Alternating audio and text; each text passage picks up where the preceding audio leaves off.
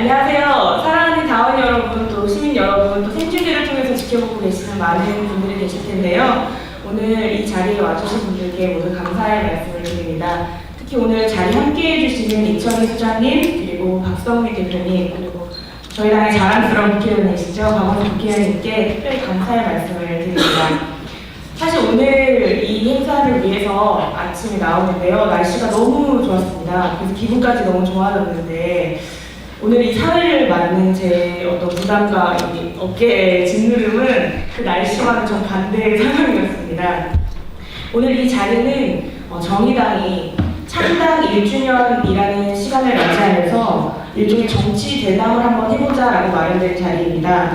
오늘 이 자리에서는 진보 정치의 재도전, 길을 묻다라는 주제로 1시간 반 정도로 진행을 한번 해볼까 합니다. 저희는 2시 반을 목표로 대담을 이끌어 가려고 하고요. 주로 큰 주제가 좀 준비되어 있습니다. 좀 소개를 해드리겠습니다.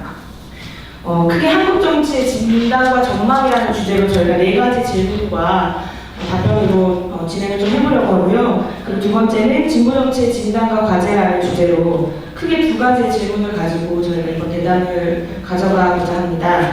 좀 소개를 드리겠습니다. 한국 정치의 진단과 전망 같은 경우에는요, 현재 한국 정치의 상황을 한마디로 평가한다면 어떻게 평가할 수 있는지, 그리고 그게 평가하는 이유가 어떤 것인지에 대해서 좀 듣겠습니다. 두 번째는 박근혜 정부 출범 이후에 시간들이 8개월이 지났는데요. 박근혜 정부와 집권 여당인 새누리당에 대해서 어떻게 보는지에 대해서 이야기 들어보도록 하겠습니다. 이어서 세 번째는요, 그에 따른 우리 야권의 대응에 대한 야권의 대응에 대해서 어떻게 보고 계시는지, 그리고 마지막으로 한국 정치의 향후 전망과 그 속에서의 진보 개혁 세력은 어떻게 무엇을 해야 하는지 이야기 듣겠습니다.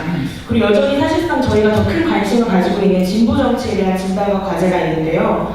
첫 번째 큰 주제는 통진당 사태 이후에 가중된 진보 정치의 위기에 대해서 어떻게 보는가.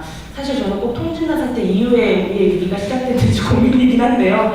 그 큰 주제를 듣고 두 번째는 이러한 위기를 극복할 수 있는 방안, 그리고 정의당이 성장하기 위한 어떤 전략적 과제 무엇이 있을까를 끝으로 이야기 듣는 것으로 하겠습니다. 그럼 제가 사회를 맡는 동안 특히 이철희 소장님과 박성미 대표님의 신상조사를 좀 했는데요. 간단히 소개를 드리면서 이철희 소장님부터 시작해서 인사만 간단히 듣겠습니다. 혹시 여러분 잘 아시죠? 썰전 잘 알고 계시죠? 네, 저도 드문드문만 보다가 최근에 신상통계를 통해서 처음부터 끝까지 한 번 더 봤는데요. 사실 이제 처음에 이철희 소장님이 대선 국면에서 등장하시고 나서 어떤 분이실지 참 궁금했었습니다. 근데 썰전을 통해서 보여주시는 모습이 이제 강용석 씨나 김구라 씨에 비해서 훨씬 더 송곳한 그런 날카로운 질문들로 팬클럽도 생기고요. 또 별명이 송곳으로 인기를 굉장히 끌고 계세요. 그래서 저는 오늘 이 시간에 특별히 정의당에게 송곳 같은 날카로운 비판과 그런 이야기들 진행해 주시기를 좀 기대합니다. 그리고 잘 아시는 박성미 대표님 같은 경우에는 그동안 정치인의 어떤 셀프로서의 역할을 잘 해주셨죠. 그래서 보이지 않게 1991년부터 민기획을 만드셔서 지금까지 보이지 않게 한국 정치에 많은 영향을 미치고 계셨습니다. 실제로 대한민국 모든 선거대회에 그가 있었다라는 아주 유명한 그런 소개 말씀이 있는데요. 그런 소개를 드리면서 제가 이제 처음으로 말씀드렸던 그 질문을 중심으로 해서 말씀을 듣는 것으로 하겠습니다. 제가 제 왼쪽에 앉은 이철희 소장님부터 말씀을 좀 드리려고 했는데요. 한국 정치에 대한 진단과 전망, 한마디로 평가한다면 어떻게 할 수 있는지, 그리고 그렇게 평가하는 이유를 시작으로 말씀 듣도록 하겠습니다. 질문당 3분 정도 시간을 좀 저희가 할애하려고 합니다. 참고하셔서 말씀 진행해 주시면 감사하겠습니다. 이철희 소장님, 네. 저요? 네. 가라는 소주라 갑니다. 예, 살짝 많이 때문에요. 분장을 안 하고 하셨네. 저는 그 박성현 대표 얘기하는 거 들어보고 사실 제가 이 비하인드가 있는데 박성미 대표님이 이미 시작하기 30분 전에 오셨어요. 로비를 하시군요. 네, 오셔서 로비를 하시고 먼저 진행해라라고 제가 로비를 받았습니다. 제가 한 걸 넣었습니다.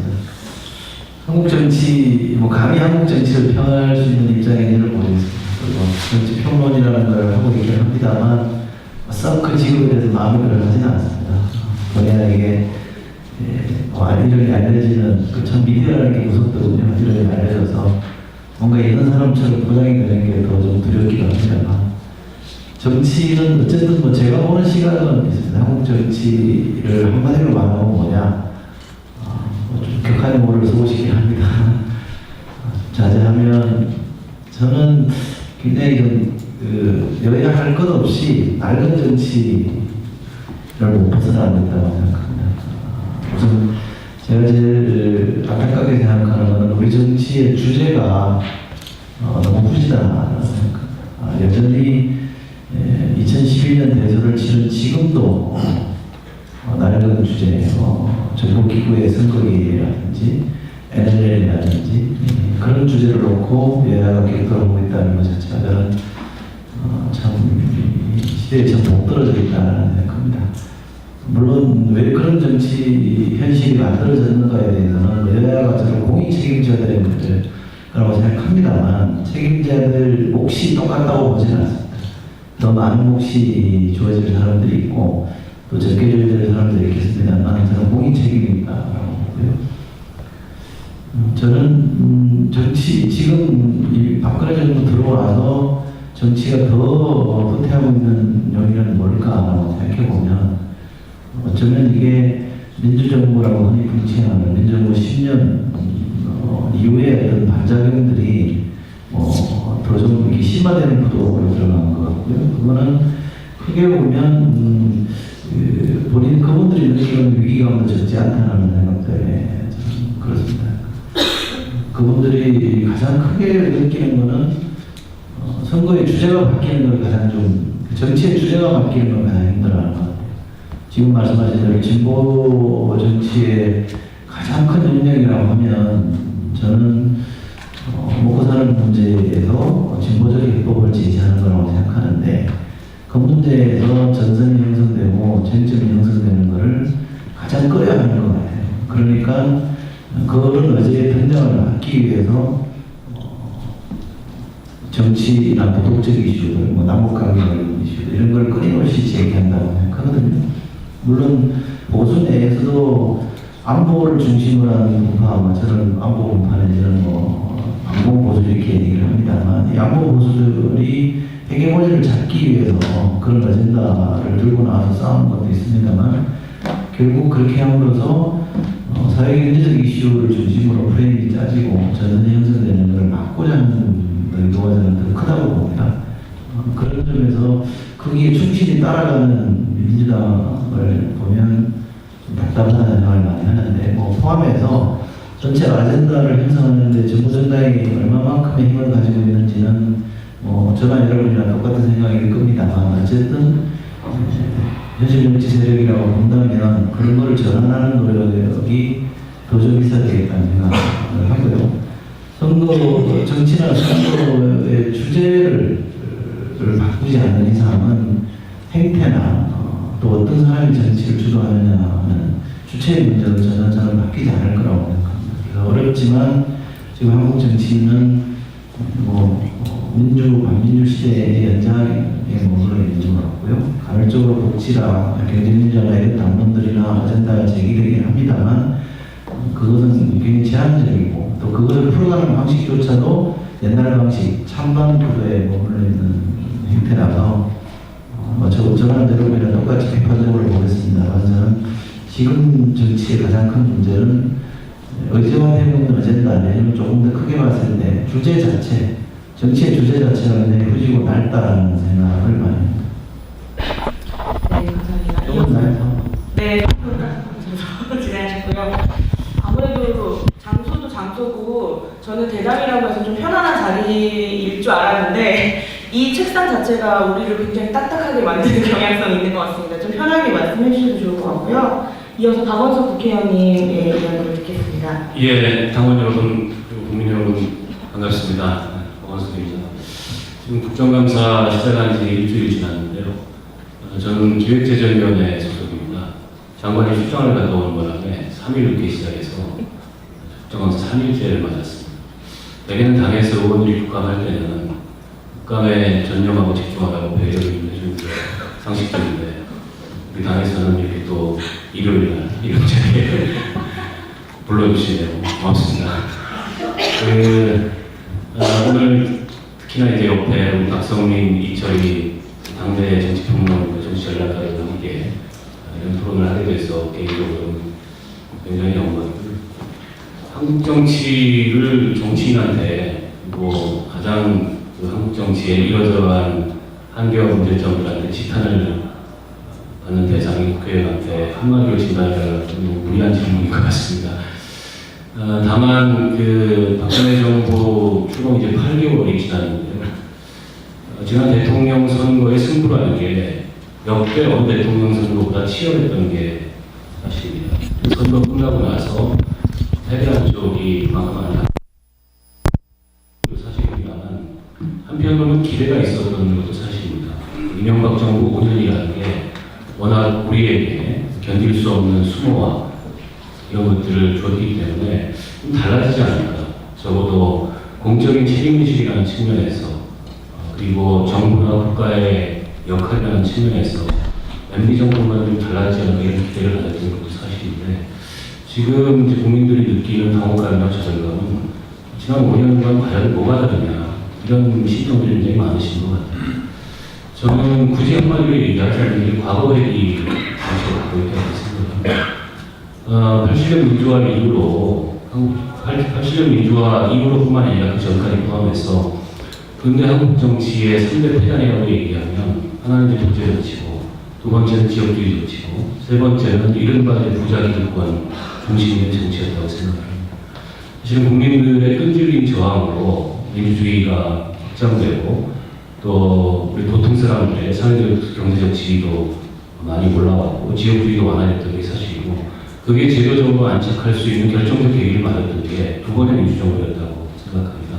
물론 민주정부의 공과는 별도로 평가할 필요가 있다는 생각이 듭니다만, 그런데 그 민주정부가 끝나고 나서 지난 5년간의 이명박 정부, 그리고 8개월간의 박근혜 정부는 민주정부 이전의 시대로, 어쩌면 87년 민주화 이전의 시대로 곧바로 회귀하는 그런 모습들을 보여주고 있다고 생각합니다. 물론 그런 이른바 이제 정권의 혹은 지배 세력의 그런 과거 회귀 지향성을 야당이 효과적으로 차단하지 못하고 헤매고 있는 책임도 분명히 있을 수 있다고 생각합니다만, 어쨌든 역사라는 건, 정치라는 건 이 각오를 하면서도 조금씩 진전하기 마련인데, 최근 한국 정치 상황을 보면 그런 진전의 의미를 전혀 느끼지 못하고 오히려 퇴보하고 후퇴하고 있는 모습을 볼 수 있고, 그게 가장 안타까운 상황이 아닌가 싶습니다.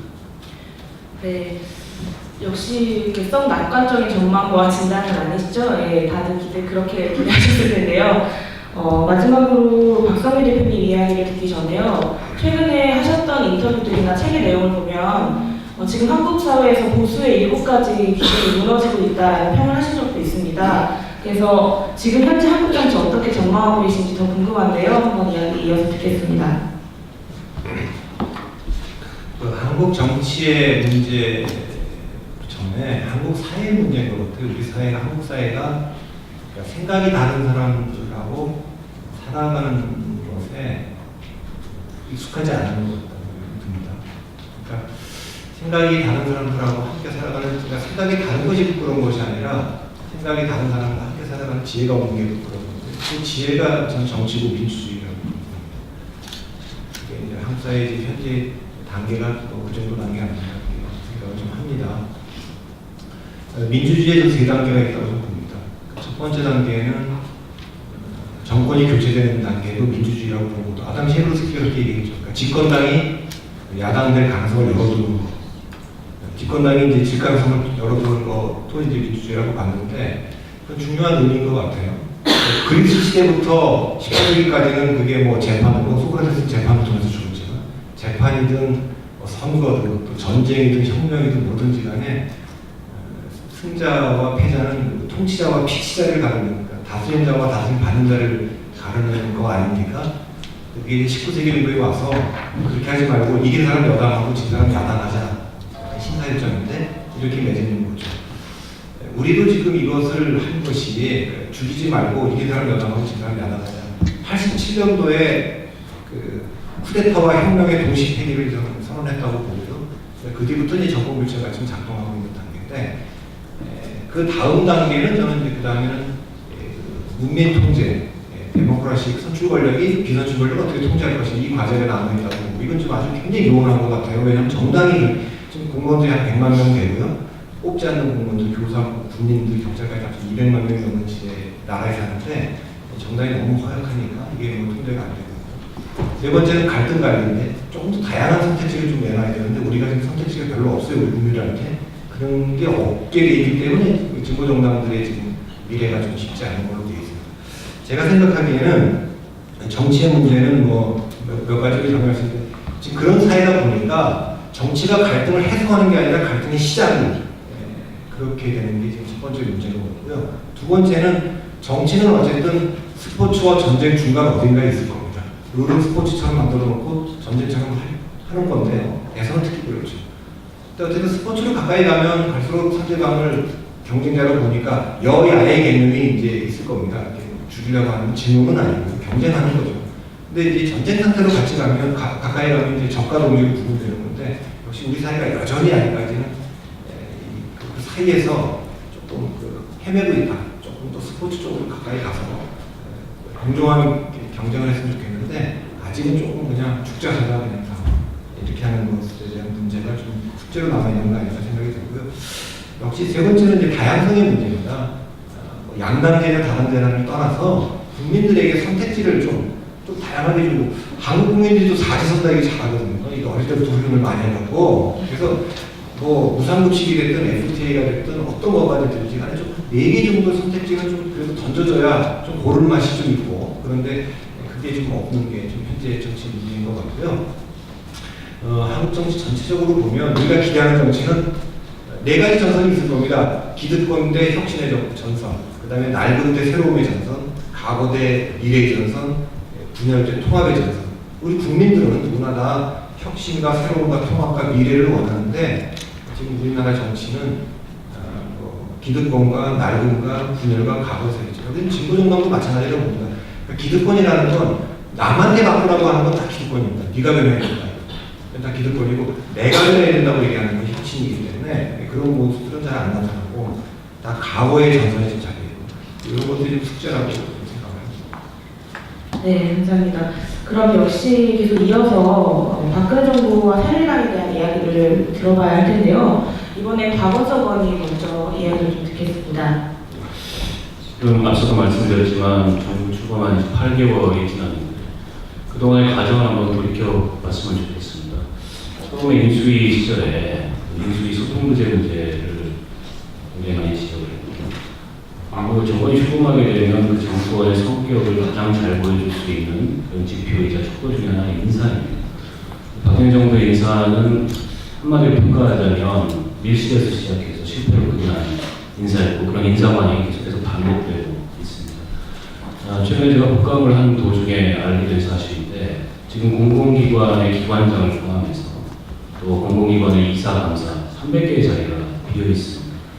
어떻게 보면 헌정사상 최초의 이런 인사 공백 사태가 공공기관에서 벌어지고 있는데, 도무지 종잡을 수가 없어요. 이 인사를 어떻게 하겠다는 거지. 돌이켜보면 이명박 정부 집권 초기에 참여정부에서 임명됐던 단연일기가 나오는 기관장들을 캐내는 그런 공공기관 인사들이 있었습니다. 명분은 나타나니까 전문성은 이거였죠.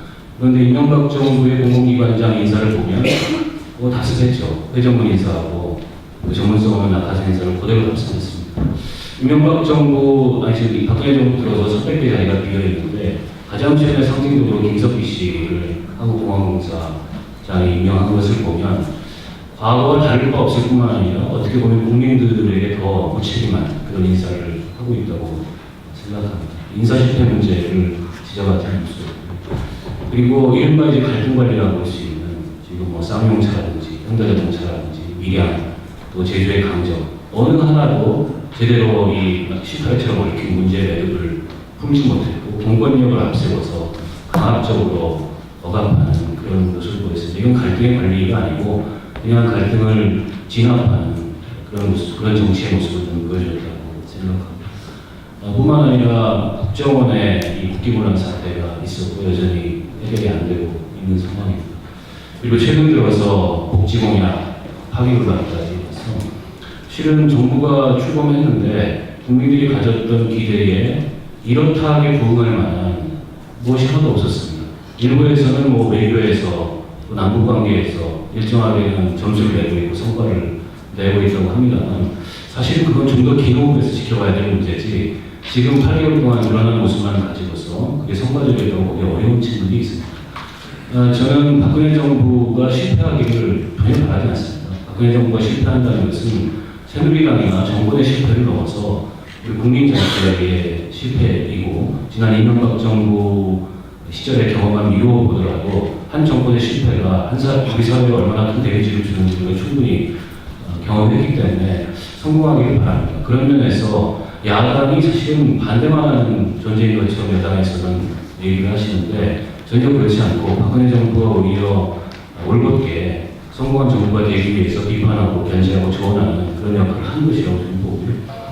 동시에 제가 문제의식을 느끼는 것은 대통령만 보이고 여당이 보이지 않는다. 이 문제의식이 있습니다. 국정감사를 하다 보니까 아주 사소한 문제로도 파행들이 많이 일어나 있어요. 그 파행에 있어서 여당의 태도를 보면 이 대통령과 관련된 사안, 청와대와 관련된 사안, 지난 대선과 관련된 사안이면 무조건 막고 보자. 증인 채택이고 그 토론이고 의제상정이고 이런 태도를 일관하고 있습니다. 사실은 여당이 무슨 대통령의 방패막이 청와대에 하수인이 아니지 않습니까? 여당도 그 국정을 책임있게 운영하는 집권당으로서 때로는 정부를 향해서 쓴소리도 하고 정부의 책임이나 실정을 책임있게 문제를 지적하고 그걸 해결하는 태도를 보여야 되는데 현재 새누리당의 모습은 마치 이건 무슨 군주를 모시는 그런 신하의 모습처럼 대통령이나 이 정부의 책임을 가리기에만 급급해 있고 책임 있는 여당다운 역할을 못하고 있어서 그 점은 좀 대단히 유감이고 안타깝습니다. 네, 감사합니다. 다음은 그 박성민 대표님 이야기 드릴 텐데요. 정권 초기에는 오히려 박근혜 대통령이 안정적으로 국정운행을 할 수 있겠다라는 전망을 하신 걸로도 알고 있습니다. 실제 지금 8개월 지나고 나서 박근혜 정부와 집권 여당인 새누리당 대해서 어떻게 보시는지 이야기 듣겠습니다. 그 보수도 그런 고민이 있을 것 같아요.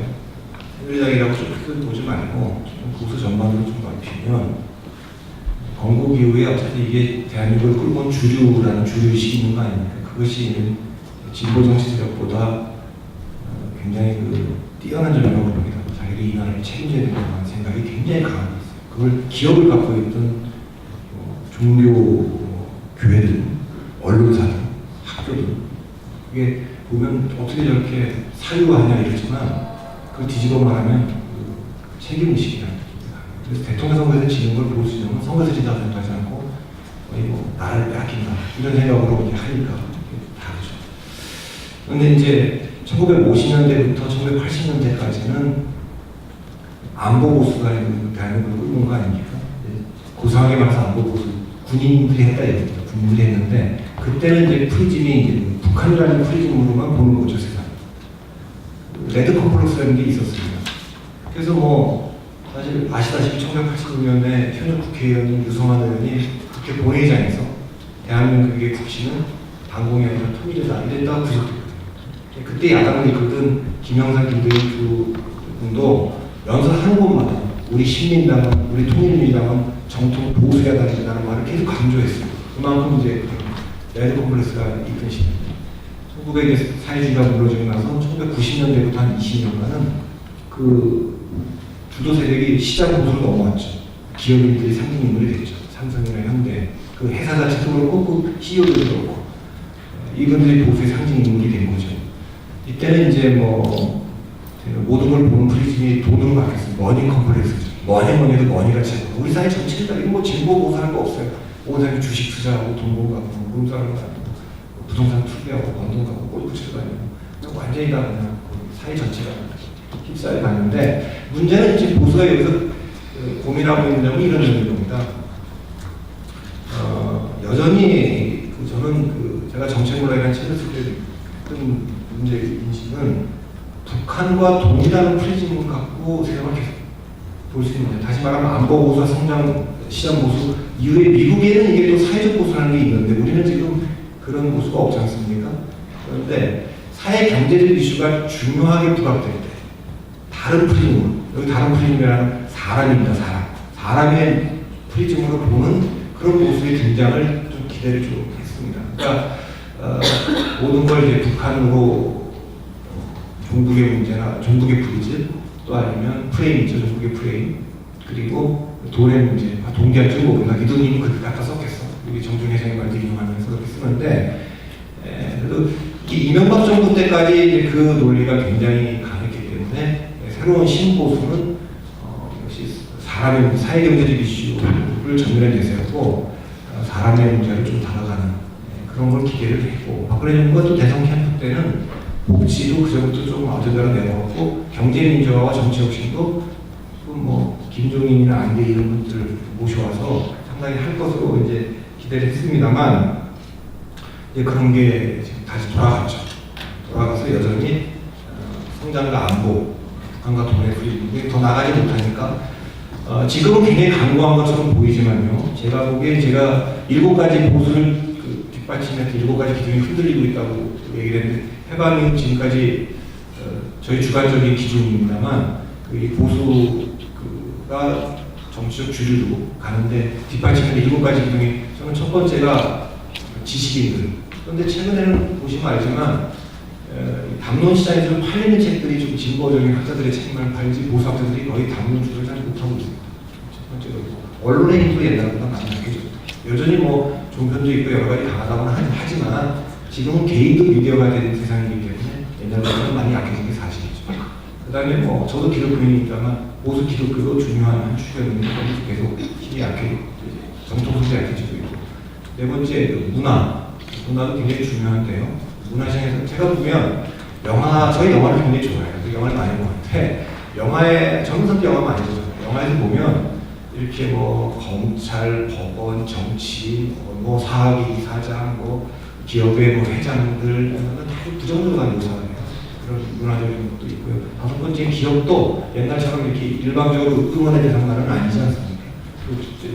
그다음에 권력기관들, 군이나 뭐 정보기관들도 다 그렇고, 그다음에 정당, 7가지 기능들이 전부 다 위기에 빠져 있어요. 제가 보기에는. 그래서 어떻게 보면 혁신, 그러니까 보수 세력 새누리당 박근혜 정부 혁신할 시간인데 혁신을 못하면 저는 다 올라가지 않을까 이렇게 생각합니다. 왜냐하면 민주당도 2010년 지방선거 때 사실은 그때가 혁신의 시간이었었는데 그걸 다른 사건들 때문에 혁신을 못하고 방해하고, 민주노동당도 그렇고 혁신의 시기가 왔을 때 자기의 문제를 미래로 혁신해내지 못하면 그게 오래 못 갑니다. 그런 면에서 저는 새로운 프레임으로 좀 갈 기회였는데 그걸 좀 스스로 다시 각오를 해야겠다. 그래서 미래가 좀 저는 어둡게 전망을 합니다. 네, 감사합니다. 이어서 이철수 소장님 얘기 듣겠습니다. 이철수 소장님 같은 경우에는 최근에 어떤 일간지와 인터뷰에서도 박근혜 정부 잘하고 있으면 잘하고 있다고, 여권이 잘하고 있으면 잘하고 있다고 얘기하고, 또 야권이 못하면 못한다라고 얘기할 수 있는 어떤 포지셔닝을 하시겠다는 그런 말씀을 하신 적이 있습니다. 그럼 박근혜 정부와 새누리당에 대해서 어떻게 평가하시는지 이야기 듣겠습니다. 정확적으로 보면 새누리당이나 여권은 잘하고 있다고 생각합니다. 만만하게 볼 상대는 아니라 생각하고, 청와대는 저는 아주 유명한 정치 머신이다. 지지율이, 저도 여론조사 회사에 있어봤습니다만 상식적으로 이해가 안 되는 분들이 제 주변에도 많이 있습니다. 특히 대통령 지지율이 60%가 넘어가느냐, 심지어 70%가 넘어가느냐 이런 문제 제기를 하는 분들이 있는데, 숫자는 숫자대로 저는 정직하게 읽어야 된다고 생각하고요. 물론 그런 숫자가 나오게 된 속사정도 지금 따져보는 분석들이 나오고 그것 저도 대체로 동의합니다만, 결과적으로 숫자로 나타나는 민심의 흐름은 그리 나쁘지 않다라고 생각합니다. 제가 그렇게 보는 이유는 청와대가 중심이 돼서 일사불란하게 여권이 움직이고 있는데 굉장히 관리는 잘하는 정권일 것 같아요. 그런데 그 관리는 내부 통제를 잘하는 정권이기도 합니다만, 다른 한편으로 보면 의제 관리가 대단히 잘 되는 정권이다. 그 의제가 근데 박근혜 대통령이 아마 제 기억에 가장 민감하게 기민하게 대응하는 게 딱 두 번 있었다고 생각하는데, 한 번이 세제개편안 나왔을 때 신속하게 원점에서 재검토하겠다. 물론 실제는 원점에서 재검토가 안 됐습니다. 대충 끝나고 말았습니다만 신속하게 여론을 진화하려고 했고요. 또 한 번이 기초연금 났을 때 나오잖아요. 그러니까 본인의 아킬레스 건이 뭐나 어디가 약점이다라는 걸 저는 정확하게 알고 있다고 생각합니다. 그래서 그런 문제가 쟁점화되는 것에 대해서는 신속하게 대응을 했다고 보고요. 반면에 뭐 이따가 야당의 대응에 대해서 다루겠습니다만, 야당이 약속을 왜 안 지키느냐 이렇게 타겟 지점을 잡고 공략한 게, 저는 시작은 그렇게 가는 게 불가피했지만 본질은 약속 지켜라는 게 저는 아니었다고 생각하거든요. 보다 중요한 논쟁으로 넘어가서야 되는데, 그 약속 논쟁이 표현하자면 복지 논쟁으로 넘어가서야 되고, 보다 본격적인 연금 문제로 넘어가서야 되는데, 의제 자체를 진화를 못 시켰기 때문에 박근혜 대통령이 신속하게 대응하고 일화성을 제기하는데, 제거하는 데 저는 성공했다고 봅니다. 그런 부분을 대단히 저는 잘하는 정도인 것 같아요. 여론이 움직이는 걸 보면 역시 내부 균열이 났을 때, 진영 사태라든지 이런 것들이 났을 때 여론이 출렁이니까, 사실 그런 문제다 포인트를 잡고 공격하면 뭔가 좀 성산이 보이지 않을까라는 생각을 할지도 모르겠는데, 저는 별로 이길 것 같은 상황이라고 보지 않습니다. 저는 국정원 개혁의 문제라든지 NLL 문제에서 정상회담 회의록 공방이라든지 최근에 공약의 약속을 지켜라든지, 공약의 얘기를 한 가지만 첨언하면 이 약속을 지키자는 논쟁이 포인트가 잡힐 수 있고, 공약의 내용을 가지고 이렇게 쟁점을 형성하는 게 있을 수 있는데, 지금은 공약을 지키라는 문제가 좀 한정되어 있는 거기 때문에 그것까지 포함해서 이런 식의 의제를 가지고 야당이 대등한 싸움이거나 야당이 유리한 구도로 만들어낼 수 있다고 저는 보지 않습니다. 그런데 실제로 좀 전선 그렇게 형성이 되고 있는 것 같고요. NLL이든 지금 가장 박근혜 정부 등장한 이후에 돌이켜보면 10월 8일, 작년 10월 8일이더군요. 정문원 의원이 처음 NLL을 제기한 이후에 1년 내내 NLL을 갖고 지금 떠들고 있는데, 왜 NLL을 갖고 떠들까라고 생각해보면, 아까도 제가 잠깐 얘기했습니다만, 그것이 내부의 해결문의 싸움, 우리 박성민 대표처럼 안보 보수와 시장 보수 간 내지는 다른 부파들 간의 싸움이 일고 있었는데, 안보 보수가 이 대세를 장악하는 과정에서 그런 아젠다 세팅이 이루어졌다고 볼 수 있는 측면도 있습니다만, 다른 한편으로 보면 박근혜 대통령이 복지와 경제균열을 내걸은 이상 그걸 중심으로 5년 동안 전선이 형성되고 쟁점이 형성되는 것을 굉장히 두려워한다는 생각을, 그걸 두려워하기 때문에 그걸 막기 위해서 다른 의제를 꺼내서 그걸 가지고 계속 쟁점을 형성하려고 하는 것 같고요. 여권 입장에서는 굉장히 다행스럽게도 야권이 그렇게 호응해 주니까 그걸 중심으로 전선이 형성되고 있다고 생각합니다. 별로 유익한 상황 같지는 않다고 생각하고요. 그러다 보니까 야권이 하나의 집중점을 못 갖고 계속 이렇게 수동적으로 따라가는 상황을 지금 하고 있습니다.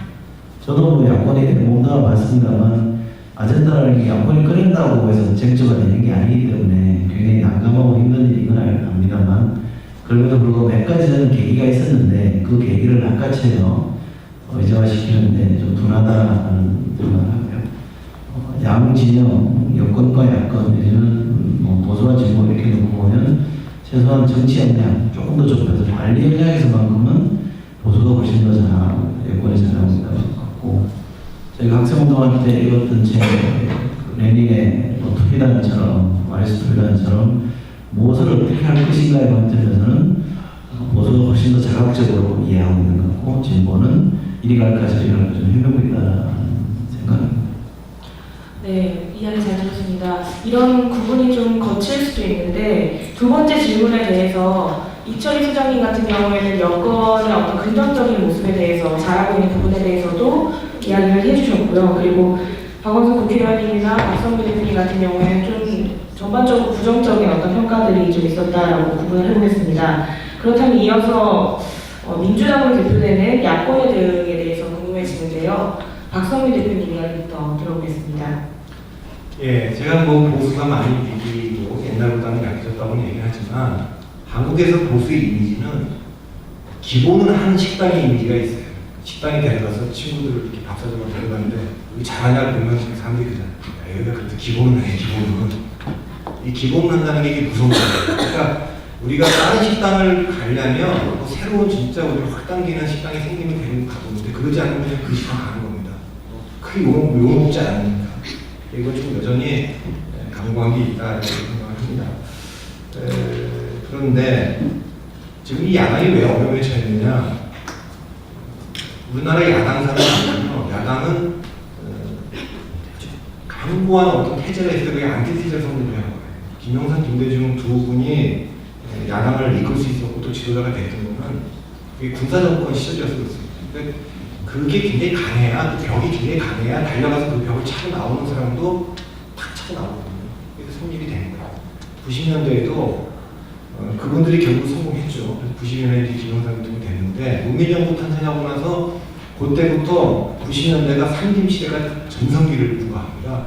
신한국당 국민의 자민련을 개차면서 그래서 지역을 기반으로 해갖고 아주 패권적인 건데 그때 야당을 새로 만들려고 했던 분들의 고민은 그러니까 당연히 망국적 지역주의 극복이라고 하는 안티테제를 주고 나온 거예요. 그 사람들한테 이게 망국적이라고 하니까 진짜 이게 망국인가 보다. 그래서 그렇게 생각을 했거든요. 지역주의. 물론 이제 자연스럽게 지금도 끝나지 않은 겁니다만. 그런데 지금은 그런 게 없어요.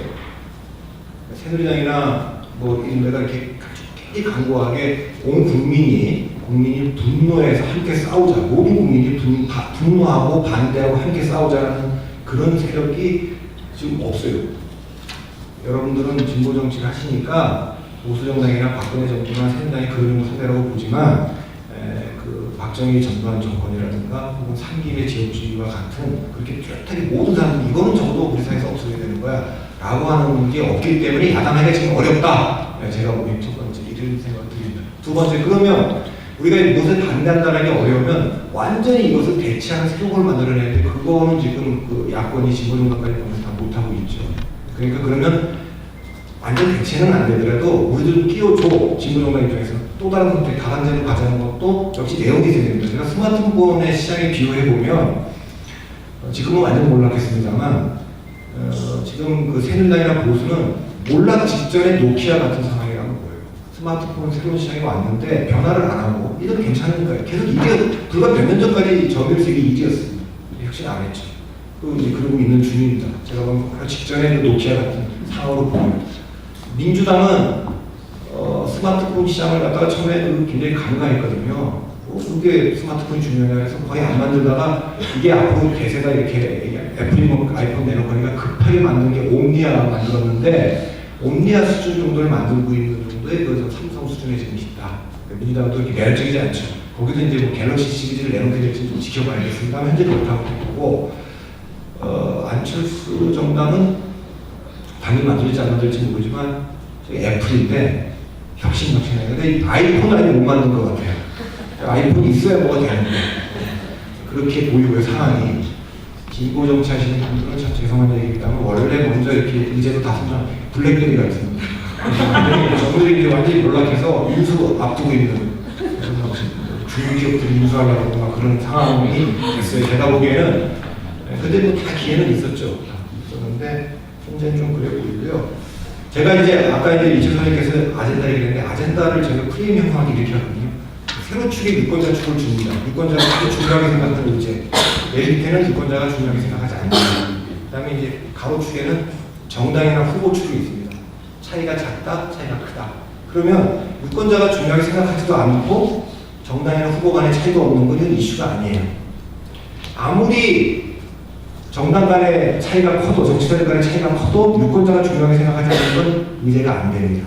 어떤 게 최근에 그러냐? 민간인 사찰, 국정원 개혁, NLL 이런 게 생각보다 유권자가 관심이 없습니다. 이 이슈가 안 되는데 그걸 하고 있어요. 자, 그러면 지난 대통령 선거처럼 유권자가 아주 중요하게 생각하고 있고 차이가 작은 건 뭐냐면 복지, 경제, 민주화, 정치 혁신입니다. 그런데 재미있는 것이 이것은 박근혜, 문재인, 안철수 모든 후보가 다 똑같았는데 원래 복지는 박근혜 후보의 그 아젠다예요. 오래전부터 좀 추진해왔어요. 이미지도 있고. 근데 경제 민주화와 정치 혁신은 아니거든요. 야당의 의제고 야당이 유리한 싸움인데 이렇게 된 경우에 짧은 시간 내에 이 이미지를 바꿀 수 없으면 제일 먼저 하는 일이 메시지를 메신저로 전환시켜서 그 메신저를 다시 메시지로 전환시키는 전략을 씁니다. 그게 김종인이라고 하는 경제민주화의 상징인물, 안대희라고 하는 정책적인 상징을 갖다 놓아서 희석화시켰어요. 그러니까 거기에 전선이 만들어지지 않아버린 거죠. 자, 그러면 실제 전선은 어디서 벌어지냐? 맨 이쪽입니다. 유권자가 아주 중요하게 생각하고 정치 세력과의 차이가 큰 거. 약간 서로 정치 세력과의 착각이 있어야 되는 2010년 지방선거의 경우에는 한나라는 당시 안보가 중요하다고 생각했어요. 왜냐하면 천안함이 터졌기 때문에. 그리고 개발 이슈가 먹힐 거라고 생각했어요. 반면에 민주당은 무상급식이나 복지가 먹힐 거라고 생각했어요. 이건 다 모든 유권자가 중요하게 생각했습니다. 그리고 정치 세력 간의 차이도 컸어요. 여기서 싸움이 벌어진다. 그래서 뒷목에서는 이런 얘기를 했죠. 이슈랑 아젠다랑 대중의 관심사여야 되고 선거에 영향을 미쳐야 되고 찬반이 분명히 나뉘어져 있어야 되고 그럼에도 불구하고 우리가 이니셔티브를 질 수 있어야 되는 것이다. 이렇게 얘기를 했는데 그래서 이슈 세팅이 아젠다 세팅이 제가 보기에 조금 잘못됐다는 생각이 좀 들고요. 좀 시간이 됐으니까 하나만 더 말씀드리면 야권의 문제는 야권은 많은 이제 그 정치하는 분들, 교수님들도 많이 듣고 그런데 민주주의에 굉장히 과도하게 집착하는 거예요. 민주주의가 굉장히 중요한데 작년에 이코노미스트가 발표한 한국의 민주주의 지수가 놀랍게도 22입니다. 22. 아시아 1위예요. 일본이 23이거든요. 미국이 22예요. 아시아에서 한국이 민주 이것은 다 그러니까 지수화할 수 있는 객관적 지표가 있습니다. 그래서 이제 1등이 나온 겁니다. 이거 보고 민주주의가 잘 돌아간다는데 저는 그렇게 생각하지 않습니다. 민주주의는 가장 작은 원인이에요. 그 원을 둘러싸고 있는 바깥의 원이 정치죠. 폴리틱스입니다. 이게 권력의 문제인데 이것은 수치화할 수가 없어요. 정치 지도자의 용기와 결단력, 카리스마, 정치 결사체의 역사와 전통, 또 합법적인 것만 있는 것도 아니라 그럼 비합법도 있습니다. 비합법이라는 게 NSA가 전 세계 모든 걸 도감청했다. 영국의 뭐 정보기관이 우방국 정상들에 대해서 감청했다. 또는 한국의 국정원 합법을 넘어서 폴리틱스가 권력의 문제입니다. 마키아벨리가 이걸 많이 봤죠. 그 바깥에 더 중요한 게 뭐냐면 역사입니다. 역사. 이 역사는 실존적인 겁니다. 그래서 우리가 과거와 싸울 때는 야당이 과거와 싸울 때 우리가 과거해야 되는 건 기업과의 싸움이 기업과의 싸움에서 저는 계속 불리할 거라고 보는 겁니다. 왜냐하면 예를 들면 오바마가 뭐 자기가 17살짜리 흑인 총 맞을 때 이거는 정치나 민주주의가 아무 상관없어. 35년을 내가 총 맞았을 수도 있다. 라거나 한일 간의 문제라든가 NLL도 국제법하고 상관없어요. 이건 실존적으로 55세 이상 되신 분들이 그거는 그냥 전쟁의 기억에서 결론이 나는 겁니다. 이거와 싸우기 굉장히 어려운데 굉장히 어렵습니다. 그리고 그 바깥에 있는 게 인간 삶의 문제가 있는데 그게 혁명적 상황, 우리가 거리도 못 나갈 정도로 아주 폭발하기 전의 상황이 아니라면 대체적으로 역사와 정책이 강력하게 작동을 합니다. 이 민주주의가 더 세게. 근데 전반적으로 야권이 아까 이철 선생님도 그런 면에서 말씀하신 건지 모르겠습니다만 이 폴리틱 권력의 문제, 이걸 권력 운영의 문제, 이걸 운영하는 데는 조금 더 앞서 있는 게 아니냐 하는 걸 저도 동의를 합니다. 네, 말씀을 많이 해주셨는데요. 그 20년 전에 지금의 민주당에서 정치활동 시작하셨던 이철희 소장님의 입장에서 야권과 어떤 민주당 또는 야권의 대응 더 할 만도 많으실 거라고 생각됩니다. 이야기 듣겠습니다. 민주주의가 후퇴했다는 말은 서술적으로 맞는 얘기입니다. 네, 저는 별로 정확한 용어는 아니에요. 지금의 문제는 민주주의냐 아니냐라는 질문보다는 어떤 민주주의냐는 질문을 던진다고 생각하고요.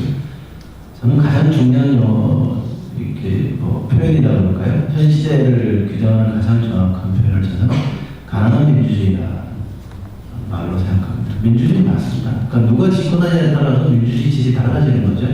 뭐 전 세계가 다 그렇습니다. 미국도 마찬가지고 유럽도 마찬가지고 누가 집권냐에 따라서 민주주의 내용이 달라지고 질이 달라지는 건 당연한 겁니다. 그거를 민주주의 아니냐 이렇게 규정하는 거 좀 프로체가 좀 잘못됐다고 생각하고요. 그래서 민주주의는 민주주의인데 가난한 민주주의냐 누가 가난하냐 사회경제적 약자가 가난한 민주주의고요. 그럼 누가 부유하냐 힘 있는 사람들이 부유한 거죠.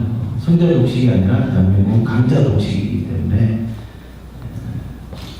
가난한 민주주의 반대말은 부자 민주주의, 반대말이 부자 민주주의겠죠. 부자들이 잘 사는 민주주의 나라가 있는 거죠. 그건 민주주의가 아니라고 말할 수는 없고 민주주의가 하는 그 내용이 어떻게 되느냐가 중요한 문제인데 가난한 민주주의라는 명제에 충실하게 저는 전선을 만들어야 된다고 생각하는데 그 전선을 안 만들고 있는 거죠. 그러니까 앞에 가난하냐는 형용사가 빠지고 민주주의 아니냐 이 질문만 가지고 프레임이 형성되거나 전선이 짜여지는 것은 저는 진보 세력에게 유익하다고 보지 않습니다. 왜냐하면 여러분들도 잘 알다시피 경제적 약자들이 여전히 이 계층적, 교육적 인식보다는 다른 요인들 때문에, 다른 계기들 때문에 자신의 정치 의사를 결정하고 표현하는 게 현재 현실이라는 거예요. 여론조사하면 가장 난감한 대목이 저소득층들이 보수 정당을 지지하는 정도가 더 많을 때 이게 참 설명이 안 돼. 설명은 됩니다만 이걸 가지고 이후에 어떻게 전략을 짤 건지 참 난감한 대목인데요. 저는 그럼에도 불구하고 어떤 학자가 얘기한 것처럼 대중의 각성 이전에 정치나 정당의 대안이 먼저 존재해야 된다고 생각합니다. 그러면 정당이나 정치 어떤 프레임으로 가져갈 거냐에 대한 노력이 중요한데 그것이 저는 민주주의 후퇴냐 아니냐 인식의 문제예요. 그렇게 되면 당연히 뭐 민간인 도도 사찰이라든지 그런 문제들을 중심으로 싸울 수밖에 없습니다만 이런 가난한 민주주의, 이 가난함의 방점이 찍힌 걸로 가면 더 다른 문제, 사회경제적 이슈들을 중심으로 싸울 수밖에 없을 거라고 생각하는데 또 그래야 대중의 각성이 좀 생겨날 거라고 생각합니다. 민주주의 대 이게 누구한테 도움되는 민주주의냐로 가지고 있는 게 사실 굉장히 어려운 상황입니다. 지난 2010년 지방선거 때 무상급식이라는 게 등장을 해서 야권이 상당히 유리한 선거를 치렀고 2011년 서울시장 재보궐선거까지는 야당에서는 강세였다고 보는데 그때는 묘하게도 전선이 무상급식이라는 찬반 구도였어요. 새누리당의 오세훈으로 대표되는 일부 부파가 이건 도저히 다룰 수 없다 해서 반대로 해버렸고요. 물론 이후에 박근혜로 설명되는 부파는 우리도 무상급식 하겠다 이렇게 답변해서 쟁점을 안 만들려고 했습니다만 반대하다 보니까 절묘하게 찬반 구도가 형성이 됐어요. 그래서 그 당시 야당은 싸우기 편했고 잘 싸웠습니다. 잘 그 아젠다를 해결을 했는데 찬반 구도를 허물어버리니까요. 보수 쪽에서 우리도 하겠다, 우리도 복지하겠다, 우리도 경제문제 하겠다 그러버리니까 이게 찬반 구도가 형성이 안 돼요. 그러면 제가 표현할 때는 되게 우열 구도로 넘어간다.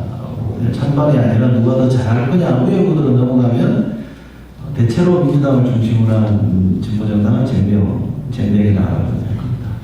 어젠다를 던지는 걸 좋아하고 그 정부에서 반대하면 이게 옳다는 주장을 할 줄 아는데 내가 더 잘한다는 주장을 하는 데는 굉장히 저는 서툴다고 생각하거든요. 저는 이게 실력이라고 생각합니다. 이 점에서 대중과 커뮤니케이션하고 뭔가 그분들이 손에 잡힐 만한 이슈를 통해서 쟁점을 형성하려면 저는 안 된다고 생각했거든요. 그래서 무상급식이 뭐 그렇게 아주 선명한 쉽고 간명한 쟁점으로 설치 누가 하겠습니까?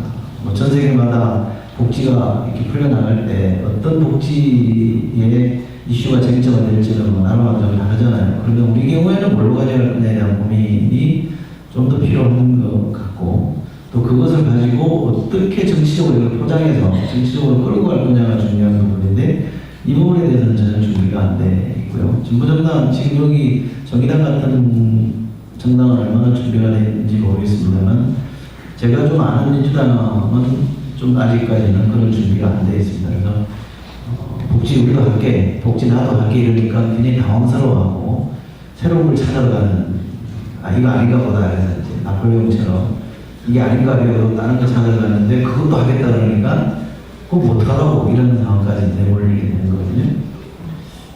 저는 이게 찬반 구도냐 우열 구도냐는 굉장히 중요하다고 생각합니다. 근데 이 우열 구도를 바꿔내려고 하는 노력도 중요합니다만 바꿨을 때 그거를 감당할 수 있는 실력이 없으면 금방 또 이게 잡아먹히는 겁니다. 왜냐하면 권력 자원에서 대한민국 같은 기울어진 운동장 같은 데서 진보가 보수보다 권력 자원에서 엄청난 열세인 건 분명하잖아요. 특히 뭐 언론, 아젠다 형성에서 절대적인 힘을 발휘하는 게 언론인데 언론이 이런 박수를 쳐주는 대목이 딱딱 정해져 있기 때문에 아젠다 설정하는데 힘들다는 건 뭐 충분히 인정을 합니다만 그래도 그것이 진보의 숙명이라면 그런 노력들을 해서 결과를 만들어내고 그것에 맞는 프레임을 짜는 게 저는 중요하다고 생각하는데 그러려면 진보가 저는 여기 계신 분들보다는 더 민주정부 10년 내지는 2002년 1997년부에 2002년 집권 모델을 버렸으면 좋겠다는 생각하고요. 그걸 빼고 나면 과연 진보가 어떤 프레임으로 어떤 이슈로 집권을 할 건지에 대한 합의라고 할까요? 논의조차도 저는 없다고 생각합니다. 2012년에 민주당이 왜 2002년을 그대로 뺏겼느냐? 뺏긴 것도 100% 못 뺏겼습니다만 뺏길 수밖에 없었던 현실은 뭐냐? 그 질문을 좀 던졌으면 좋겠고요. 민주화 이후에 예를 들면 보수가 선진화라는 시대 담론을 던졌을 걸 예를 들어본다면 지금 진보가 우리 시대의 과제를 함축하는 명제가 있느냐? 민주화 이후에 뭐냐? 이거죠. 진보가 지향하는 바가 과연 뭐냐? 이것을 아주 간명한 시대 담론으로 표현되는 것들을 찾아내야 된다고 생각하고요. 그것이 없으면 대중을 그 깃발 아래 결집시키는 것은 쉽지 않다고 보는데 어쨌든 그 명제는 사회경제적 이슈로 가져가서 어쨌든 그걸 중심으로 작지만 의미 있는 사람들을 계속 축적시켜 나가고 그것이 크게 큰 전선으로 형성되게 하는 노력이 지금 절실할 때다라고 생각하고요. 뭐 야권만 민주당만 쳐다봐서 한정해서 말씀드린다면 제발 2017년만 쳐다보고 정치하지 마라. 사실은 뭐 그람시가 얘기했다시피 선거는 긴 프로세스의 마지막 의식이거든요. 일상 정치에서 지금 재미를 못 보고 표현이 어떨지 모르겠습니다. 선거가 없는데 17년에 아주 괜찮은 후보가 내면 된다. 그건 불가능하다는 게 이미 검증이 됐기 때문에 일상 정치를 얼마나 잘할 거냐. 그 속에서 얼마나 먹고 사는 문제를 중심으로 전선을 만들어낼 거냐. 이게 좀 중요한데 그것에 대해서 굉장히 둔하거나 무능하다고 저는 생각합니다. 네. 예, 지금 두 분 말씀을 들으면서 느끼는 게 많고 말씀이 옳은데 참 현실에서 푸는 게 굉장히 어려운 얘기입니다. 87년 그 이후에 전국 단위 규모 선거가 제가 알기로 18번 있었습니다. 이른바 진보개혁이라고 하는 진영이 이겼던 게 그 중에 딱 4번. 두 번의 대통령 선거하고 2004년 열린민주당이 과반점했던 총선, 그리고 2010년 지방선거. 2010년 지방선거는 전체 당선자 수에서는 이긴 건 아니죠. 광역단 시장에서 이겼기 때문에 이긴 걸로 치는 건데. 그만큼 대한민국에서 지금 야당하기 어려운 사회, 아까 박성민 대표님 말씀하셨는데, 맞습니다. 그런 건 같고요. 이유가 뭔지를 보면, 이 대한민국의 이른바 진보개혁 진영이라고 하는 이 세력에게는 진지가 없습니다. 저쪽 보수, 새누리당, 여기는 생활세계 곳곳에 아주 그 오세훈처럼 진지들을 갖고 있는 데 반해서 이쪽에 진지라고 하면 그게 벙벙해요. 친노, 호남, 뭐 진보 이런 거 아닙니까? 그 차이가 사실은 이 권력 자원의 어떤 차이를 만들어내고 그러다 보니까는 이 야당이 반짝하는 때는 이게 뭔가 선거라는 그런 집중된 이벤트를 통해서 또 저쪽의 실정과 또 이쪽의 기회능력 이런 게 결합돼서 반짝함으로써 딱 내고의 선거를 이기고 그 나머지 일상적 정치 과정에서는 늘 지는 게임을 하고 있는 거죠. 그만큼 이 대한민국의 정치 지형이 기울어진 이 운동장이라는 물론 뭐 그걸 탓해서는 안 되고 핑계대서는 안 되고 숙명처럼 안고 그걸 극복할 그런 비전과 전략을 짜야 되는 건 맞습니다만 그런 한계를 굉장히 많이 느끼고 뿐만 아니라 특히 그 중에서도 진보 정치 세력은 아주 소수 정치 세력으로서 더 큰 핸디캡을 갖고 있습니다. 특히 올해 이 박근혜 정부 집권 초반기처럼 여야의 두 거대 정당이 NLL 같은 이슈로 혹은 국정원 대선 개입 같은 이슈로 전면전을 하는 이런 상황에서는 아무리 사회경제적 이슈를 가지고서 국민의 먹고 사는 문제를 가지고서 우리가 샤우팅을 해도 그게 국민들한테 잘 들리지 않는 이런 한계들이 굉장히 커서 답답할 때가 많이 있습니다. 그럼에도 불구하고 뭐 이건 기본적으로 주어진 조건이고 여기서 어떻게 할 거냐 이게 이제 중요할 텐데요. 그런 면에서 저는 이제 의제 관리가 중요하다는 두 분의 말씀에 동의합니다. 특히 NLL 문제를 지금 거의 1년 동안 정쟁을 하고 있는데 아까 박성민 대표께서도 별 국민이 관심이 없는 사안이다. 제가 보기에도 그런 것 같습니다. 초기에는 반짝 관심이 있었겠지만 그 뒤로는 이제 굉장히 지겨워졌거든요. 근데 이 의제를 대하는 그 야당의 태도, 특히 민주당의 태도라는 이해할 수 없는 측면들이 굉장히 많이 있었습니다. 어떻게 보면 이게 대선 때 나타났다가 잠깐 수준 밑으로 들어갔는데 이걸 또 끄집어 올렸습니다. 진실공방, 또 사초실종 이런 논란을 가지고서 과연 그랬어야 될까? 그게 과연 유리했을까?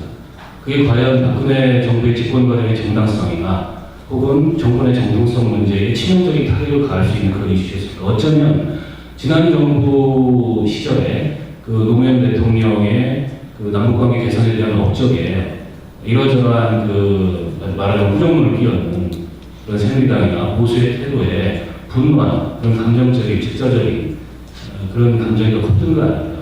별로 현명하지 못했던 태도라는 생각이 들고요. 그리고 지금 수습이 안 되고 있습니다. 이 수습이. 결과적으로 보면 이게 뭐 어디선가 나타났고, 그리고 중간에 어쨌든 삭제가 이루어졌고, 그 책임을 가지고서 뭐 검찰 조사까지 이루어진 공방이 부분적으로 진행이 되고 있습니다만, 저는 이걸 더 이상 이렇게 정치 의제로 가져가서는 안 된다라는 생각이 듭니다. 국정원 문제도 마찬가지입니다. 국정원 문제도 이제 국정원 개혁을 어떻게 할 거냐, 그리고 그 국정원 개혁의 핵심이 뭐냐를 가지고 대안을 제시하고 그 논쟁으로 가져가야지, 이걸 자꾸 대선의 정당성 여부하고 연결시키면, 물론 광장에서 촛불을 들고 그 자리에 앉아있으면 저도 그런 감정이 듭니다. 하지만 이게 정치 세력이고, 그리고 정치 세력으로서 이 전략적인 의제 관리를 해야 된다는 입장에서 보면 계속 이 문제를 가지고서 이 정쟁의 연장과 같은 그런 이 상황을 빚어내는 것은 별로 현명치 못하고 야당하게 되게 것이 없다, 이런 생각이 듭니다. 지금 공약 파기 논란이 나왔는데 왜 이걸 가지고 복지 논쟁을 전면화고 시키느냐, 제가 보기에는 본질적인 차이가 없어서 그렇습니다. 제가 새누리당이라면 간단히 처벌할 수 있을 것 같아요. 지난 대통령 선거 때 기초연금에 관해서 그 약속했던 걸 보면 오히려 새누리당을 세게 했죠. 민주당 그보다 약하게 했습니다. 여기는 지금 약속을 지키느냐 안 지키느냐의 논의인데, 그건 박근혜 대통령이 사과했고, 그러면 당신들이 약속했던 건 뭐냐, 우리가 지금 내놓은 거가 뭐가 다르냐 본질적으로. 저는 이미 이렇게 새누리당에서 얘기를 하고 있고요.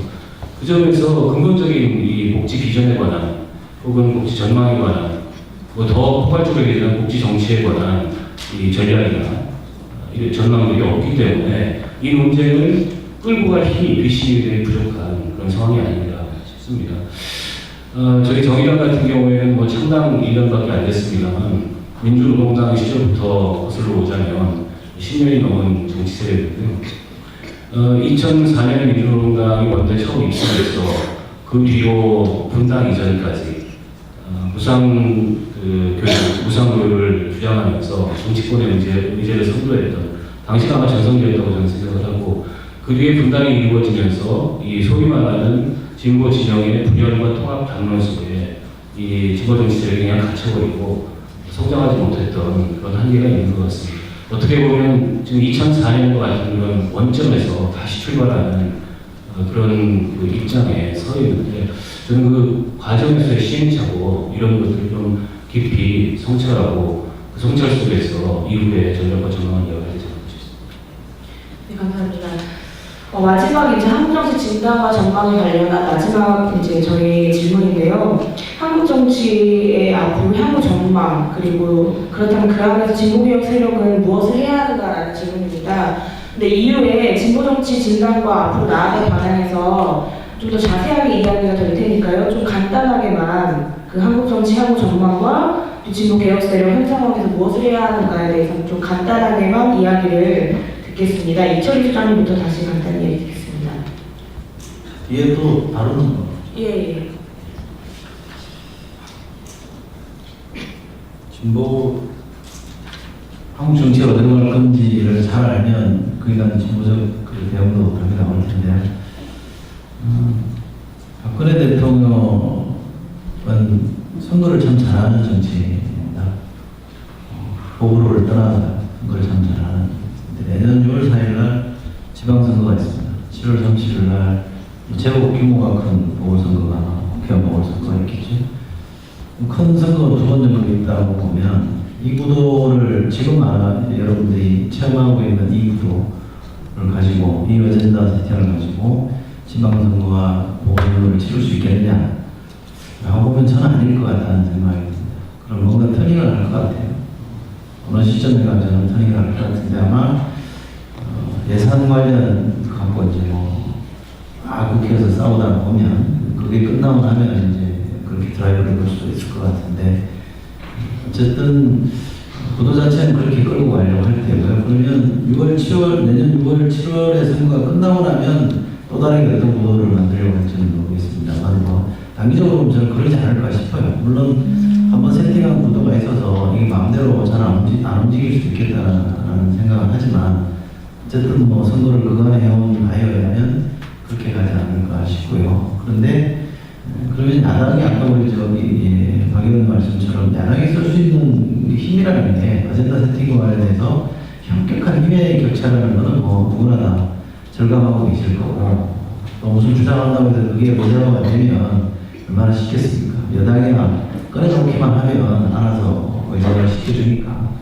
그렇게 짜고 치는 거니까 상당히 쉽긴 합니다만 그럼에도 불구하고 어떤 형태든 저는 과거에 뭐 정치 경험에 비춰보면 계기들이나 기회는 있더라. 근데 그 기회를 못 잡으니까 그런 것 같고요. 또 우리가 뭐 옛날에 선택과 집중이라는 표현을 많이 씁니다만 어떻게 집중점을 잡느냐는 거고요. 그 집중점을 잡을 때 어떤 모양새로 그걸 잡아서 끌고 가느냐 당연히 저는 있을 수 있다고 봅니다. 이게 처음부터 아주 정교한 계산하에서 요걸 던지면 여건이 이렇게 받을 것이고 그걸 그랬을 때 우리는 이걸 어떻게 끌고 가고 하는 그런 시나리오대로 쟁점이 형성되는 것은 아니기 때문에 저는 조금 더 거칠게 무모해질 필요가 있다고 생각합니다. 그게 진보 정치가 대응하는 방법인 것 같고요. 과거에는 아마 2004년 말씀하신 2004년 이후에 한동안은 진보 정치가 왜 필요한지를 대중이 공감하고 절감하는 시기였다고 본다면 지금은 왜 진보 정당이 있어야 되는지에 대해서 조금 회의하는 단계예요. 그러니까 나중에 또 얘기한다고 하니까 지금 진보 정당이 제기하는 어젠다는 뭐냐? 지금 뭘 주장하고 있느냐에 대해서 잘 모르고 있습니다. 저 같은 평론하는 입장에서 보면 매일 정치 뉴스를 다 봐야 되는 입장인데도 뭐 보도를 안 한다는 전제하에 필터링이 된다는 전제하에서 보더라도 진보 정당이 도대체 뭐 하려고 하지? 정당은 지금 뭘 지금 주장하고 있지? 이렇게 잘 와닿지 않는 게 현실이기 때문에 그런 부분에 대해서 좀 고민을 해야 될 때다. 여기까지는 되겠네요. 예, 뒤에 제가 좀 잡혀 있으니까 간단히 한 말씀드리면, 야당이 반대를 유명한데 대안과 비전을 제시하는 데는 영향이 좀 모자라다. 전체적으로 이런 진단에 동의합니다만 사실 반대는 야당의 숙명입니다. 새누리당이 야당일 때 보세요. 새누리당이 무슨 의제를 놨습니까? 반대하고 그것도 말도 안 되는 거 가지고서 문제는 그 싸움을 잘하고 못하고 이런 역량의 차이는 확실히 있는 것 같아요. 그런 면에서 그런 반대의 의제를 다루는 태도의 문제는 있는 것 같습니다. 얼마나 곤란합니까? 지금 국정원 문제고 NLL 문제를 포함해서 그런 면에서 저는 대단히 죄송한 말씀입니다만 민주당이 집권 기간의 그 환상 이게 너무 오랫동안 갖고 계신 게 아닌가. 지금 들판으로 몰려나온 지 이미 5년이 훨씬 더 넘었는데 아직도 책임 있는 집권 세력으로서의 그런 무게감과 자기검열 같은 것들을 너무 많이 하고 있는 거 아닌가 싶습니다. 저는 그 자기검열이라는 그런 진단에 우리 진보정당도 자유로울 수가 없다고 생각해요. 워낙 이게 그 레드 컴플렉스가 강하고 또 중국이라는 그런 북한을 프리즘으로 보는 그런 정치 공세가 강하다 보니까 그로부터 거리를 두기 위한 또 그로부터 분명한 차별성을 갖기 위한 노력을 하는 건 좋은데 그게 진보정당으로서 가져야 할 본질적인 진보성을 위축시키는 요즘 우리가 다루고 있는 의제를 보십시오. 본질적으로 민주당하고 뭐가 다릅니까? 저는 그런 자기 반성이 좀 필요하다는 생각이 들고요. 진보 정치 세력이 지금도 소수지만 당분간 소수고 상당 기간 소수일 가능성이 높습니다.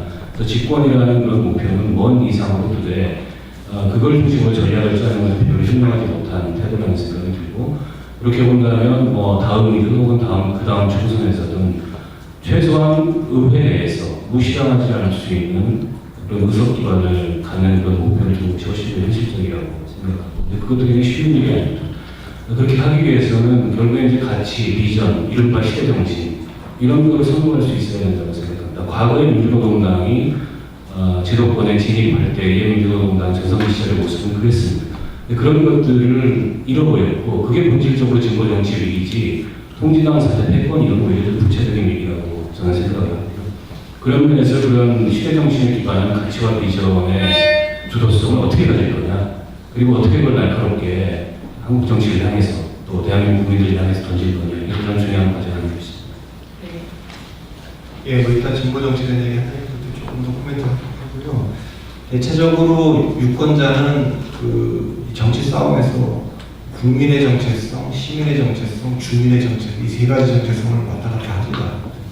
제가 이렇게 쭉 서거를 보면 정치 싸움을 보면 되게 그 프레임에서 대한민국 유권자가 또 국민들이 국민의 정체성이 좀 더 크게 작동하는 데서는 진보 진영에 약간 불리합니다. 그렇기 때문에 대통령 선거에서 진보 진영이 좀 어려운 거거든요. 안보 문제까지도 보기 때문에 있습니다. 그런데 대체로 시민의 정체성이라든가 특히 지방선거 때 주민의 정체성을 보게 되면 되게 여기서는 조금 그 유리한 프레임이 형성됩니다. 그래서 무상급식인데도 지방선거 때 약진하면 30, 40대의 대통령 선거 같으면 보수 후보 찍었을 사람들도 움직였거든요. 그런데 이제 지금 하고 있는 아까 아젠다 문제에 관련해서 그것은 대체적으로 국민의 정체성을 강화시키기 때문에 싸우기 어려운 문제다. 사자가 계곡으로 가서 싸우는 거죠. 들판에 싸워야 되는 거죠. 호랑이가 계곡에서 안 싸우고 들판으로 나가고 있는데 그런 말씀을 좀 드리는 거고요. 그래서 그리고 지금 이제 우리가 그 무엇에 분노한다, 반대한다, 그래서 싸운다 이것은 박정희나 전두환 또 3길 정도의 그 아주 견고한 그 대상을 상대로 할 때는 힘이 있는데 지금은 그런 정도는 잘 아니라고 봅니다. 그러니까 그런 것은 좀 전환을 해야 되는 거 아닌가 생각을 하고 진보 정치가 아까 어떻게 생각하는가는 좀 이따 말씀드립니다. 네, 사실 오늘 이 시간에 우리가 더 가장 듣고 싶고 본격적으로 대화를 나눠야 주제를 이제 다룰 시간이 됐습니다.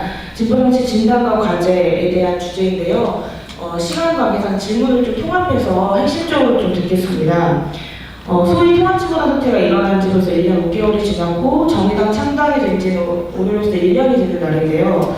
그것을 극복하고자 창당했었던 정의당의 입장에서 지금 유의미한 어떤 지지율이라거나 이런 것들을 포착하기 어려운 상황에서 통진단 사태 이후에 가중된 진보 정치 위기에 대해서 혹시 어떻게 진단하고 계신지 궁금합니다. 그리고 이어서 이 진보 정치의 위기를 극복할 수 있는 일종의 타겟책이라는 게 있을지 또는 정의당이 성장 발전하기 위한 전략 과제에 대해서 고민해 보신 게 있는지에 대해서 좀 다 같이 포괄적으로 이야기를 듣게 되는데요. 먼저 박원석 의원님의 이야기를 듣겠습니다. 아니, 이 질문은 저의 얘기를 먼저 들을 게 아니지 않습니까? 조용히 주고 말씀을 하시면 저는 듣는 입장이어야 되는데 네. 저한테 말씀을 하시니까 당황스럽고요. 앞서 제가 앞선 질문에서 잠깐 말씀을 드렸습니다만 위기의 근원과 본질은 그게 작년에서 올해로 이어지는 통합진보당 사태에 있는 거냐 저는 그렇게 보지 않습니다. 사실은 진보 정치 위기라는 것은 만성적으로 있는 거고요. 한국 사회 같은 이런 사회에서 진보 정치 세력은 늘 위기일 수밖에 없었던 거죠. 보다도 구체적으로 본다면 국민승리 20일부터 민주노동당 그리고 통합진보당이 내려오는 과정에서 비교적 성공적으로 제3의 정치 세력으로서의 기반을 가질 수 있는 그런 제도권의 연착을 도전했다고 봅니다. 오랜 시간이 걸렸죠. 하지만 민주노동당이 처음 2004년에 원내위에 열석을 가지고 등장을 했을 때 굉장히 신선한 충격으로 한국 정치 전체가, 한국 사회 전체가 받아들였고 또 그로 인해서 제도권 내에 많은 변화들이 있었습니다. 국회라는 문화도 많이 개혁이 됐고 뿐만이 아니라 정치 부패도 과거에 비해서는 많이 달라진 것이 사실이고 무엇보다 정치 의제의 성격 자체가 달라졌습니다. 예전에 누가 노동을 얘기했습니까? 그전만 하더라도. 근데 지금 누구나 다 노동을 얘기하고 있습니다. 이게 진보정당의 선거에 대해 분명한데 문제는 자기 성장이 어느 순간 멈춰버렸다는 것이죠. 내부의 그 이른바의 권력을 놓고 굉장히 소모적이고 비생산적이고 퇴행적인 그런 갈등이 오히려 더 중심이 되면서 그게 저는 분당과 그 이후의 통합과 또 다른 분당과 이어진 일련의 과정이었다고 생각합니다. 그 사이에 진보정치 세력으로서 가장 중요한 생명과도 같은 비전, 의제, 가치의 주도성은 상실해버렸습니다. 이제는 다른 정치 세력이 얘기하는 것과 우리가 얘기하는 게 적어도 누가 더 진정성이 있느냐 이런 주관적인 문제를 제외한다면 별 차이가 없는 것이 사실입니다. 이 점이 저는 위기의 본질이다 이렇게 생각을 하고요. 통합진보당 그 사태로 빚어진 이 진보정치에 대한 불신 이것은 좀 계속되고 있다고 생각합니다. 과거에는 이런 거죠. 진보정치 한다는 사람들이 사상은 조금 좀 약간 모호하고 발휘될 수는 없는데 그리고 저 사람들이 과연 그 실력이 있는지도 의문스러운데 정의로운 사람들이다. 올바르게 살아온 사람들이다. 적어도 이 정도의 도덕적인 사람들이다. 이 정도의 신뢰는 좀 받았다고 생각합니다. 근데 작년 통합진보당 내부 경선의 부정 사태로 그 신뢰가 깨져버렸습니다. 뿐만 아니라 올해 이제 지금 이석기 아로 이 사태로 인해서 한참 시대착오적이다.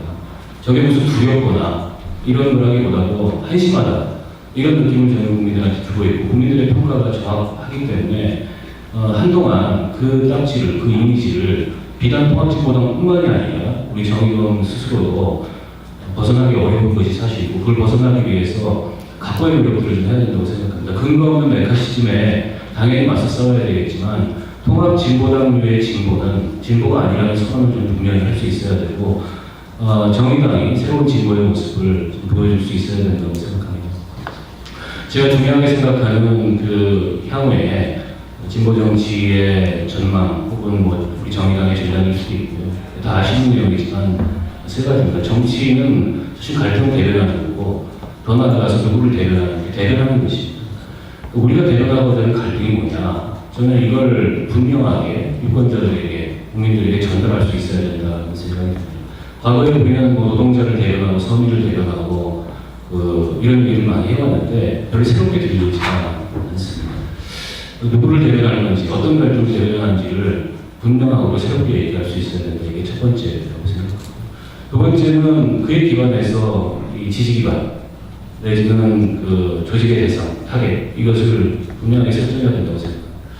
우리는 집권을 내리모에 할 수 있는 정당이 아닙니다. 그렇기 때문에 캐치홀하겠다, 국민정당하겠다, 저는 틀린 노선이라고 생각합니다. 그보다는 더 우리의 지지 기반과 대상의 컬러가 색깔이 분명한 그런 조직 전략을 가져야 된다.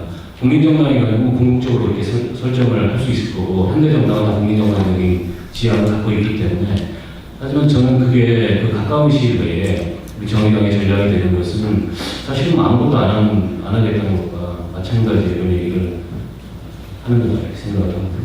세 번째는 정치는 결국에는 일부입니다. 지난번 어떤 자리에서 이 당의 향후 비전과 관련돼서 토론을 하시는 분은 대통령감이 있느냐 없느냐 노골적으로 얘기하는 이 당에 국민들은 그걸 보고 그 정당을 판단하고 그 정당을 평가하고 그 정당을 지지한다. 물론 우리 당에도 우리 앞에 계신 신상정 원내대표 또 우리 천호선 대표님 또 우리 노회찬 전 대표님 훌륭한 정치인들이 계십니다.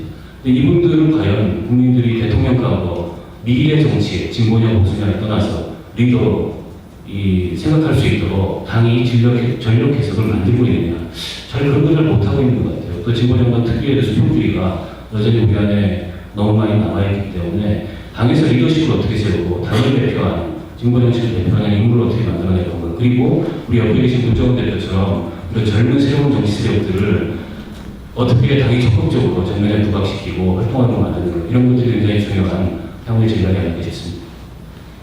네, 감사합니다. 이어서 박성민 대표님 이야기 궁금합니다. 예, 이게 이제 세상 모든 게 다 원인도 알고 대안도 있는데 실현하는 게 있고요. 원인은 아는데 뭐 대안이 없어서 실현 못하는 게 있고 원인도 모르는 게 있는데 진보정당 왜 안 되는지 지금 원인을 모르고 있는 게 사실이기 때문에 근데 저는 이제 우리나라에서 진보가 한 번도 죽은 적이 없었잖아요. 이걸 냉정하게 인정하고요. 80년대에는 어쨌든 그걸 보수라고 얘기했는지 모르지만 어쨌든 보수 세력이 저항해서 자유주의 세력과 진보 세력이 연대를 했거든요.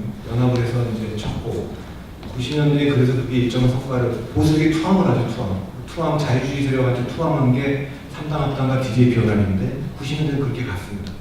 지금 이게 다시 돌아와서 보수와 뭐 자유와 진보의 3분 정립을 하면 저는 상당 기간 동안 사실은 이제 보수가 갈 거라고 봅니다. 그렇기 때문에 이 문제와 관련해서는 전략적 판단이 있어야겠는데 이건 단기적인 문제일 거라고 저는 봅니다. 조금 길게 보면 기반에 관한 문제 지금 박원순 의원님께서 얘기하시는 저도 그렇게 생각합니다. 진보정당이 지역에 기반하는 거 이건 뭐 별로 동의 안 하실 거고 또 기반할 지역도 별로 없을 것 같아요. 계층 이거 조금 아까도 이제 얘기하셨지만 선거 때마다 저희가 확인하는 겁니다만 저소득층 저소득층이라고 추상적으로 말하지 말고 나눴을 때 제일 소득이 작은 밑바닥 여기가 새누리당과 박근혜 후보에 대한 지지가 제일 높습니다. 젊은 사람들도 그래요. 이거 왜 그런 거냐라고 할 때 예선 끝나고 좀 이런 고민 해봤는데 토론회도 가서 고민도 해보고 그랬는데 마땅치 않아요. 한 5개 가서 저는 제일 많은 분들이 학자분들은 이거를 세대 가설 얘기를 하더라고요. 역시 연령이 많은 분들이 전쟁의 경험이 있으니까 그렇다 이렇게 얘기를 하는데 또는 아직도 약간 그런 거 있긴 하지만 밑에 내려와도 마찬가지. 젊은 세대도 마찬가지. 젊은 세대 저소득층도 보수 정당을 더 찍어요. 그럼 그건 또 약간 다른 거 아니냐. 뭐 비슷한 거는 학력 가설도 있죠. 저학력층이 저소득층이 갈 수 있으니까 그렇다. 이런 얘기도 있고 농촌 가설도 그 두 개가 만나는 지점인데 그렇다는데 저는 그런 얘기는 주로 하시는데 저는 그 두 가지를 좀 덧붙이고 싶었는데 가설이기 때문에 검증해봐야 됩니다. 저 복지 가설. 최근에 복지 검증에 붙으면서 보수 정당은요 선별적 복지 이러면서 그런 얘기보다 그냥 하위 70%, 하위 50%, 하위 30% 이런 얘기를 막 씁니다. 그런데 저소득층 입장에서 보면 어쨌든 박근혜와 새누리당은 어떤 경우를 자기들은 최하로 봐도 하위 30% 들어가는 거예요. 70%는 말할 것도 없고 그런 게 있는 거 아닌가 한번 확인해보자라는 게 하나 이거. 두 번째는 치안 가설입니다. 치안 가설은 레이건 대책 때도 그랬지만 저소득층이 거주하는 지역이 우범지대가 많으니까 사는 사람들이 자기 자녀들에 대한 걱정들, 뭔가 이렇게 복지성을 강화하고 좀 이렇게 그러니까 뭐 인권조례나 이런 거에 그렇게 반응 안 할 것 같아요. 그러니까 그런 느낌도 검증해봐야 되는 것들인데 그래서 어쨌든 저는 단기적으로 정의당이 나가는 게 계층 가설이 맞는 거냐라는데 좀 갸우뚱합니다. 지역 가설. 저는 세대에 주목하고 있습니다. 세대. 지난 대통령 때 놀라운 결과를 발견했는데 55세 이상 되신 분들은요 박근혜 후보를 다 70% 넘게 찍었어요. 출구조사 결과가. 50대 후반에 있는 분들이 60대 70대하고 똑같이 갔어요. 박근혜 후보 70% 넘게 찍고 근데 문재인 후보가 20%대라는 거 아닙니까? 45세 이하, 45세 이하는 문재인 후보를 65% 내외를 찍었는데 60, 60. 박근혜 후보가 30% 초반대라는 거 아닙니까? 놀라운 건 40대 초반대가 30대 시대하고 똑같이 갔다는 겁니다. 그러면 가운데 있는 45세에서 55세까지 이거 이제 486세인데 여기서는 8%를 박근혜 후보가 이겼어요. 근데 40대 후반과 50대가 똑같이 8% 차이가 났어요. 근데 놀랍지 않습니까? 같은 40대, 그 40대에서 문재인 후보가 11% 이겼다고 발표를 했는데 그거는 앞부분에 30% 넘게 이겼고 뒷부분에 8% 평균이 그렇다는 뜻입니다. 그러면 우리 완전히 투표인터가 다른 세 그룹이 존재하는 건데 55세 이상 저는 이걸 자판기 세대라고 얘기를 했습니다. 제가 정치에 몰라겠어요. 45세 이하의 그 에스프레소 커피 세대라고 얘기를 했어요. 중간 세대는 지금 사실 이제 이게 국민의 정체성이 많고 이 가운데가 시민의 정체성이 있고 맨 끝에가 소비자의 정체성이 있는데 정의당이 저는 우리가 그 이념적인 거거나 계층적인 것은 좀 산업사회 모델 아니냐 완전 좀 새로운 시대로 디지털 혁명에 들어가고 있다면 이 그 미래 세대에 대한 세대적 그 대결을 한번 해볼 수 있는 거 아니에요? 약간 좀 문화적인 것도 좀 있어 보여요. 이 동영상 세대고 영상으로 뭐 승부 좀 해볼 수 있을 것 같아요. 그래서 제가 시간이 없어서 말씀드리기는 그렇습니다만 일단 이것도 앞으로 그 진보 정치 세력의 미래와 관련해서 우리가 기반을 어디로 할 거냐에 대한 타깃이 정해져야 그거에 맞춰서 프레임과 이슈가 정해질 거라고 봅니다. 그러니까 그전에 우리가 알고 있던 것들이 다 사실이냐 빅데이터가 나오고 나서는 우리가 알고 있는 내가 알고 있는 나와 실제 내가 다르잖아요. 내가 어디 가서 언제 쇼핑하고 뭘 사러 가고 주로 어디 가서 뭘 먹고 이렇게 다 써냈는데 이제 카드 내역서 나와보면 전 다르죠. 그러니까 제가 인식하고 있는 나와 실제 행동하는 나는 다르죠. 빅데이터는 인과관계 설명해 주는 게 아니라 상관관계만 설명해 준다. 그렇다는 것만 설명해 줍니다. 근데 우리가 주목하는 건, 선거하는 사람이 주목하는 건 결과. 이 사람이 실제로 뭐라고 말했든 투표장 가서 어떤 선택을 할 거냐를 우리가 주목하거든요. 그 결과를. 그러니까 정의당의 그 미래는 그렇다면 이게 개선을 해놓을 때는 지금 정치 시스템이나 이슈의 개선이 필요한 게 아니라 완전히 새로운 걸 내놓는 게 중요한 거거든요. 새로운 거. 이걸 자동차를 내놓을 때도 포드가 물어보지 않았다는 거 아닙니까? 똑같아요.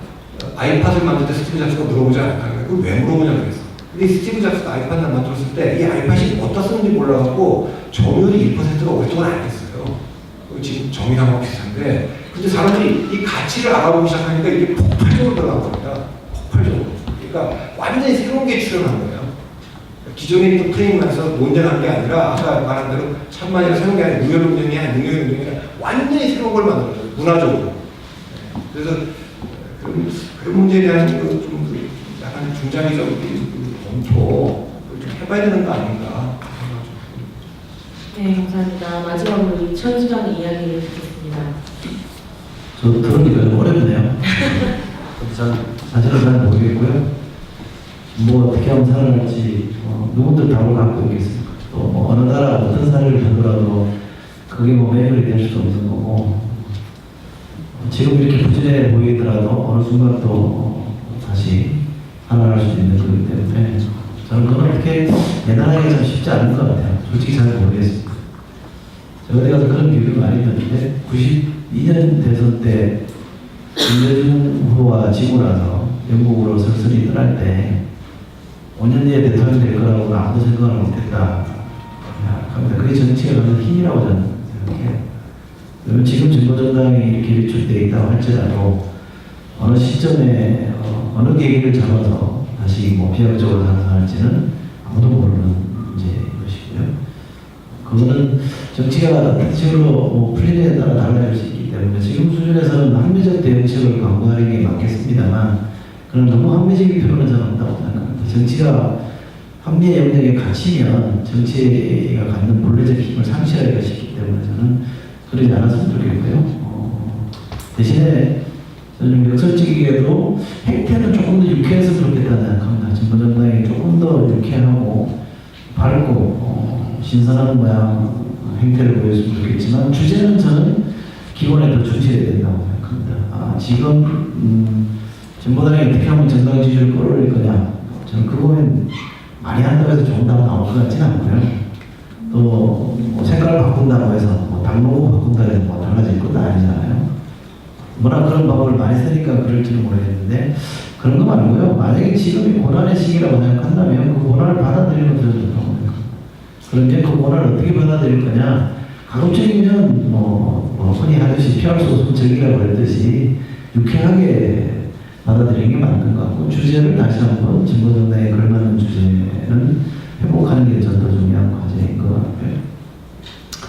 정의당만 놓고 본다 그러면 여기 13명 대표님 계십니다만 새로운 세대들이 좀 등장했으면 좋겠어요. 여기 세대 교체가 좀 이루어졌으면 좋겠습니다. 지금 세대 교체가 이루어졌는지 모르겠는데 대중의 시선으로 보면 여전히 심상정, 노회찬 두 사람만 떠오릅니다. 왜 그런 거다면 왜 이렇게 오래 그 사람들이 주도하느냐. 시민운동도 요즘 그런 얘기 많이 해요. 언제적 불각청이냐. 너무 장기 집권한다는 얘기가 가끔 하거든요. 그것이 갖는 반동을 할 수밖에 없는 현실이 있기 때문에 그렇게 얘기합니다만 저는 그것이 갖는 폐해를 일부 지적한다고 생각합니다. 그러니까 그거는 신 대표나 외찬 전 대표의 책임자는 아니라고 생각해요. 그분들이 뭘 잘못해서 그렇다기보다는 보다 젊은 사람들이 좀 더 힘있게 그런 문제 제기를 하고 그런 리더십 경쟁을 회피하지 않아야 된다고 생각하는데 그런 것들이 좀 잘못되지 않으니까 좀 걱정스러운 내용입니다. 그런 점에서 저는 대표가 등장하게 되면 좀 신선하다고 생각하는데 지금 한 말씀을 더 그와 관련해서 드리면 두 분이 뭐 대통령 후보가 될 수도 있다고 생각하고요. 실제로 대통령이 될지도 모릅니다.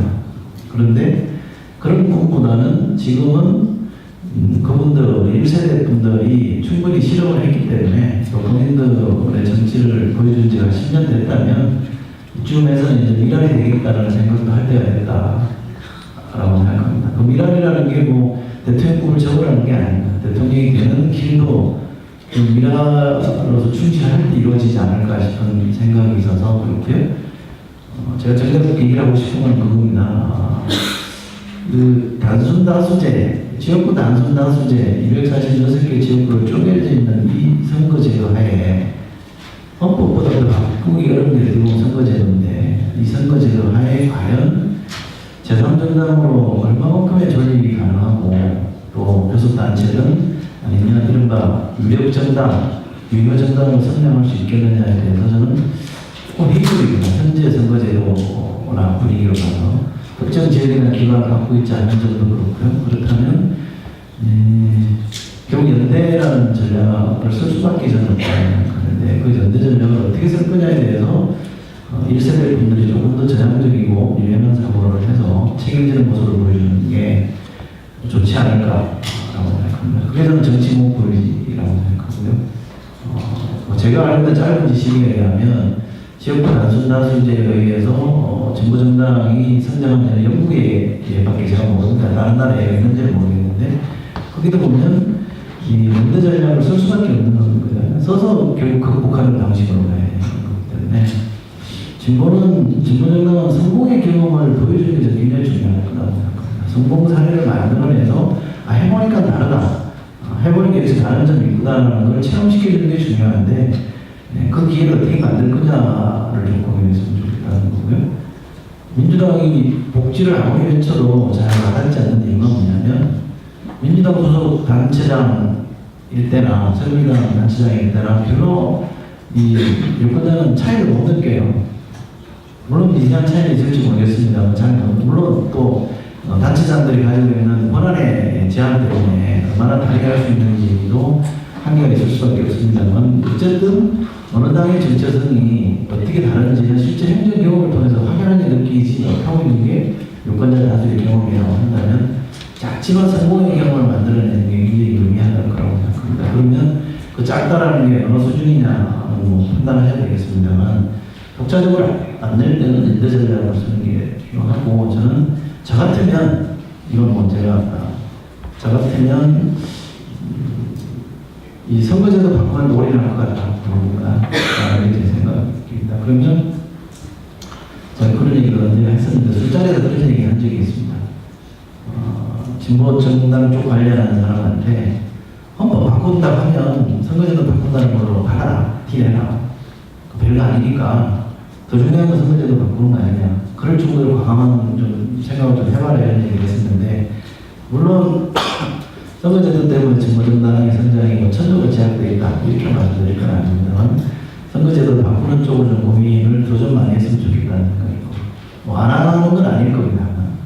또 하나 제가 드리는 말씀은 그날 우리 간담회에서도 제가 말씀드렸는데 정치관계법하고 노동법을 바꾸는 게 제일 중요하다고 생각합니다. 정치가 지금 갇혀 있거든요. 소수의 정치, 일상 아까 말씀드린 대로 선거 기간 외에 평상시에는 정치 활동이라는 게 많이 제약되어 있습니다. 정치인의 정치 활동이라기보다는 정치를 지향하는 사람들의 정치 활동과 보통 사람들의 정치 활동이 굉장히 법상으로 제약이 많이 되어 있어서 이 정치가 골목골목마다 넘쳐나게 하면 저는 진보 정치인들이 갖는 힘이 발휘될 거라고 봅니다. 어떤 지역에 가보면 구의원 하나가 진보 정당 소속이 있느냐 없느냐에 따라서 많이 다르거든요. 그 사람들은 보여주는 힘이 생기기 때문에 그런 거예요. 근데 그 사람 하나 만들어내는 게 구의원 단위가 될지 모르겠습니다만 조금 이게 영역이 넓어지면 더 힘들어지거든요. 그러면 선거법적 제한을 확 풀어버려서 언제 어디서든 정치가 가능한 거고 누구나 정치를 할 수 있게끔 열어주면 아마 지역 단위에서 이 진보정당만큼의 활동가를 가지고 있는 정당이면 지역구 사정 한 10년이면 전 바꿀 수 있는 여지들이 만들어질 거라고 생각합니다. 정치관계법 대폭 바꾸는 게 필요합니다. 다행히 선관위가 제안한 것도 지금보다는 많이 전향적이거든요. 그런 부분에 대해서도 좀 생각해야 되고 그런 게 제가 말씀드린 연대 전략에서 주요한 포인트였으면 좋겠다. 어디서 하는 게 건지는 것보다는 그런 것들을 고리를 만드는 게 좋겠다는 거고요. 또한 노동법을 저는 바꿔야 된다고 생각합니다. 노동법이라는 게 노동의 영역, 노동을 인정하는 범위부터 넓히기 시작해서 사회경제적 약자들이 추상적으로 말하는 노동이라는 단어를 시작이 될 텐데 그 노동을 하시는 분들이 조직적 무기를 더 쉽게 가질 수 있게끔 또는 정치적 의사를 조금 더 쉽고 강하게 표현할 수 있게끔 노동법을 열어주는 게 굉장히 중요한데 이 부분에 대해서도 연대 전략의 측면에서 좀 고려가 돼서 사실은 한두 가지 진지만이라도 만들어내면 그 진지를 근거로 진보정당이 임시정권을 넓힐 수 있거든요. 너무 큰 아젠다를 가지고 상징적인 투쟁을 하는 것보다는 실질적인 진지를 만들어가는 투쟁 쪽으로 당분간은 집중하는 게 좋지 않을까라는 게 제 짧은 생각입니다. 제가 형 전략과 관련해서 아까 박성민 대표께서 세대 전략을 말씀하셨는데 공감하는 바가 크고요. 이런 겁니다. 정치 갈등이나 의제의 성격이라는 게 과거와 현재의 줄이 있고 현재와 미래의 줄이 있다면 지금 대한민국 정치의 기존의 정치 물론이고 현재 정치 의제의 성격은 대부분 과거 현재 줄이 있었습니다. 그런데 의제의 본질적인 성격은 가면 갈수록 현재 미래 쪽으로 좀 올라가고 있다고 생각합니다. 지금 복지도 그렇고 재정 문제도 그렇고 생태 문제도 그렇고 그렇습니다. 여기에 잘 유용하게 대처 못하는 것은 자꾸 현재 시점에서 현 세대 시점에서 혹은 계층적 스펙트럼만 계층적 프리즘으로만 그걸 보기 때문에 그렇다고 생각하고요.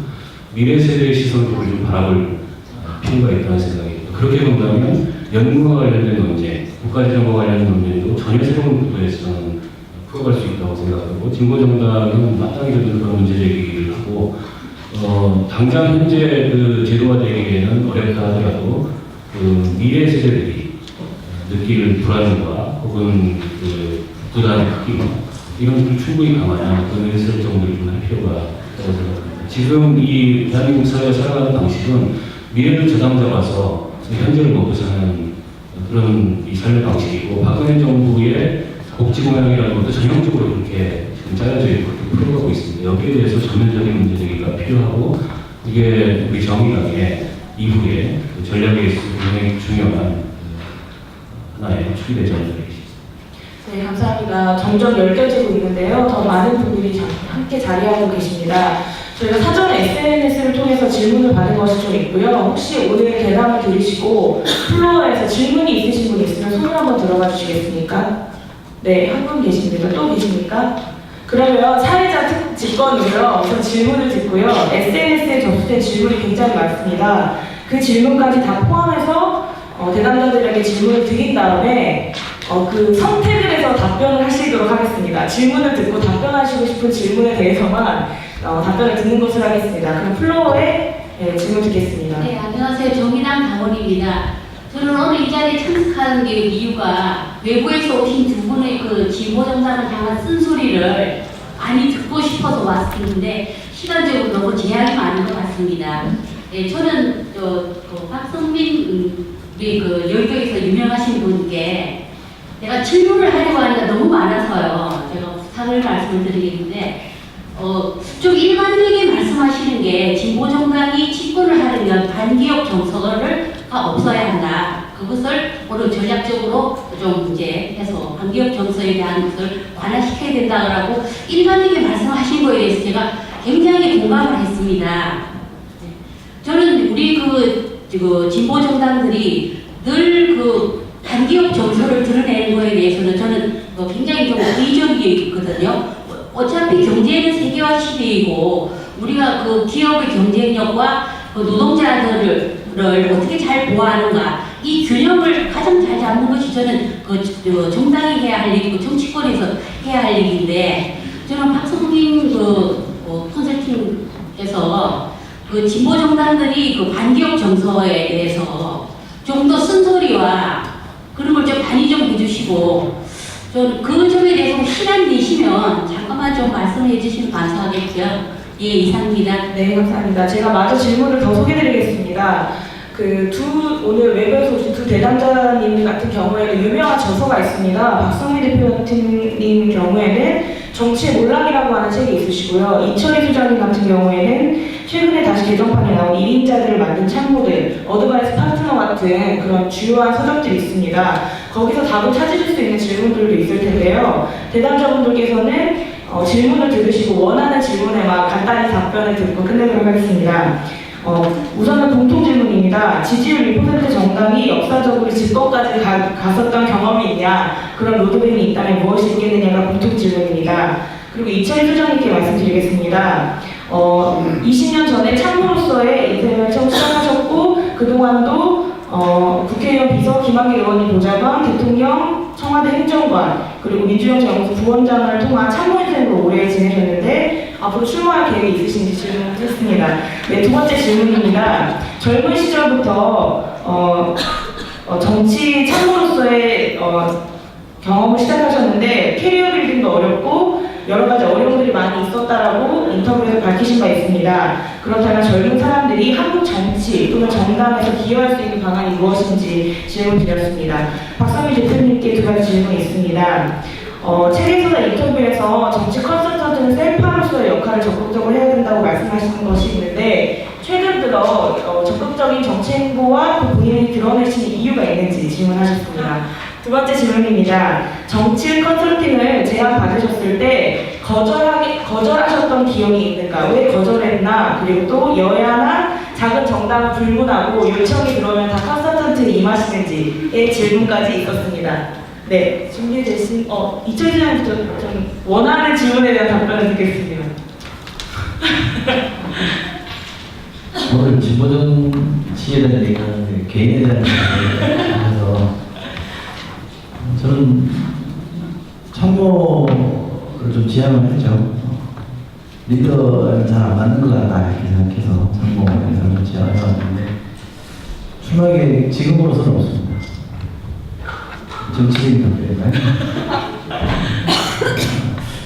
조금 더 붙이면 제가 뭐 여러분 얘기하는 것보다는 여기 계신 분들한테 저는 국회의원이 그렇게 매력적이진 않았습니다. 제가 가까이서 이렇게 지켜봤는데 국회의원, 저는 뭐 외국의 사례를 보면 국회의원 하나가 잘하는 게 얼마나 중요한지는 충분히 저는 공감합니다만 저한테는 그렇게 매력적이진 않았습니다. 그래서 국회의원 되는 게 꿈은 아니었고요. 앞으로도 그게 꿈일 것 같지는 않습니다. 그럼 뭘 하기 위한 방편이 될 수는 있겠다는 생각을 해서 완전히 버리고 있지는 않다는 말씀인데 지금은 그 고민을 전혀 안 하고 있고요. 조금 더 시간이 지난 뒤에는 결론을 내야 되지 않을까 싶은데 지금으로서는 뭐 그런 생각이 없습니다. 그래서 방송할 때도 이렇게 방송하면서 그걸 계기로 정치로 다시 돌아가는 수순을 정해놓고 있지 않다는 말씀을 제가 여러분 방송에서 드리고요.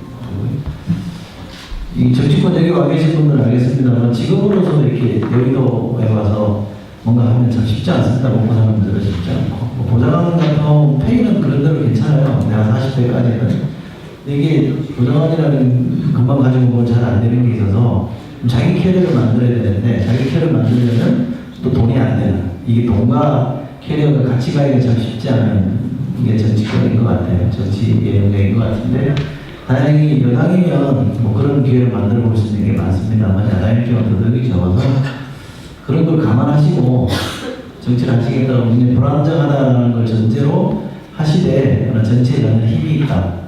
정치는 어떤 자리에서 어떤 역할을 하든 그것은 결국 세상을 바꾸는 일이기 때문에 나름대로 보람을 찾을 수 있겠다 이런 말씀으로 답변을 하겠습니다. 네, 감사합니다. 제가 오늘은 뭐 반기업 정서 얘기를 별로 안 하는 것 같은데 옛날에 한번 제가 관련해서 일가지 좋아요 칼럼을 완전 전에 쓴 적이 있어요. 진보가 보수를 이기려면 이런 제목에서 반기업 정서에 대한 얘기를 한 적은 있는데 그 문제가 뭐 그 진보 정치들에게 제가 비판하거나 하는 거에 핵심적인 문제는 아니어서 그 문제를 제가 좀 정리해서 나중에 또 글로 좀 하든지 그렇게 하도록 하겠습니다. 90년대 그 아까 이제 아이판 얘기를 좀 했는데 전자회사 세 개가 한국에 있었는데요. 이 경제 가격을 보면 그 삼성이 1등을 하는데 그 기술의 삼성이라고 합니다. 기술의 삼성이면 후보로만 인물론을 내놓은 거 아닙니까? 슬로건도 아주 그냥 뭐 단순해. 삼성이 만든 건 다른 거다. 나중에 만들면 또 빼야 돼. 삼성은 다른다를 밀어붙이는데 그 프레임에 들어가서 LG라는 2등 기업이 기술의 프레임에서 싸우는데 사실은 무슨 여러 가지 뭐 예컨대 어느 기술은 뭐 특허를 LG가 더 많이 갖고 있다. 이래도 이기기가 어려운 겁니다. 그래서 사람들이 이미 딱 그 고정관념이 있기 때문에 그런 게 돌아가서 디자인의 LG로 승부를 하는 건데 프레임의 전환이라는 게 미풍이라는 게 미온을 못 이기고 펩시가 콜라를 못 이기고 그런 게 있지 않습니까? 저는 좀 다른 영역에서 그 싸움을 하는 게 좋다라는 거고 그것이 3등이라는 배우는 그때 그 90대 초에 탱크주의라고 하는 것을 듣고 나서 전환해드리는 뭐 시간이 되어 생각은 그렇습니다만 조금 기반도 조금 우리가 다르게 생각해봐야 될 거고 프레임 이슈를 조금 전환해줄 시기가 아닌가라는 생각이 좀 있습니다.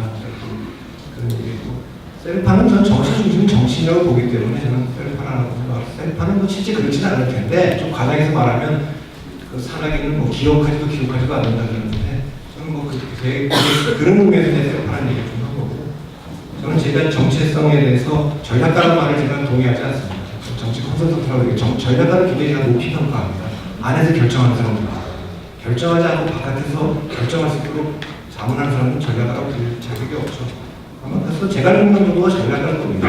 나머지는 다 뭐. 제가 정치평론가라는 말도 제가 별로 좋아하지 않아요. 그러니까 정치평론은 주관적이고 만들어진 거예요. 그 음식이든 영화든 드라마든 소설이든 뭐 건물이든 이런 거에 대해서 하는 게 평론이고요. 정치와 경제는 분석이죠. 애널리스트죠. 정치 분석가라는 말을 씁니다. 그리고 아까 그 질문은 사소한 질문인 것 같은데 아무리 돈을 많이 줘도 제가 안 하겠다 그런 후보 없었고요. 돈 하나도 안 줘도 그냥 가서 돕고 싶다 그런 후보도 없습니다. 그냥 저는 돈 줍니다. 네, 감사합니다. 아무래도 제가 시간이 너무 오버돼서 빨리 끝내야 될 것 같습니다. 마지막으로 1960년대 영국의 신자파운동을 이끌었던 레이먼드 윌리엄스의 글을 끝으로 제가 마무리하고자 합니다. 새로운 가능성은 운이 좋다고 일어나지 않는다. 그것은 적극적으로 원해야 이루어진다. 그것은 우리 자신이 책임을 지고 현실 세계에서 우리가 입증해야만 하는 것이다. 정의당이 앞으로 가야 할 방향에 대해서 깊은 말씀 나눠주신 두 재단자분들께 깊은 감사드립니다. 이상으로 마치겠습니다. 감사합니다.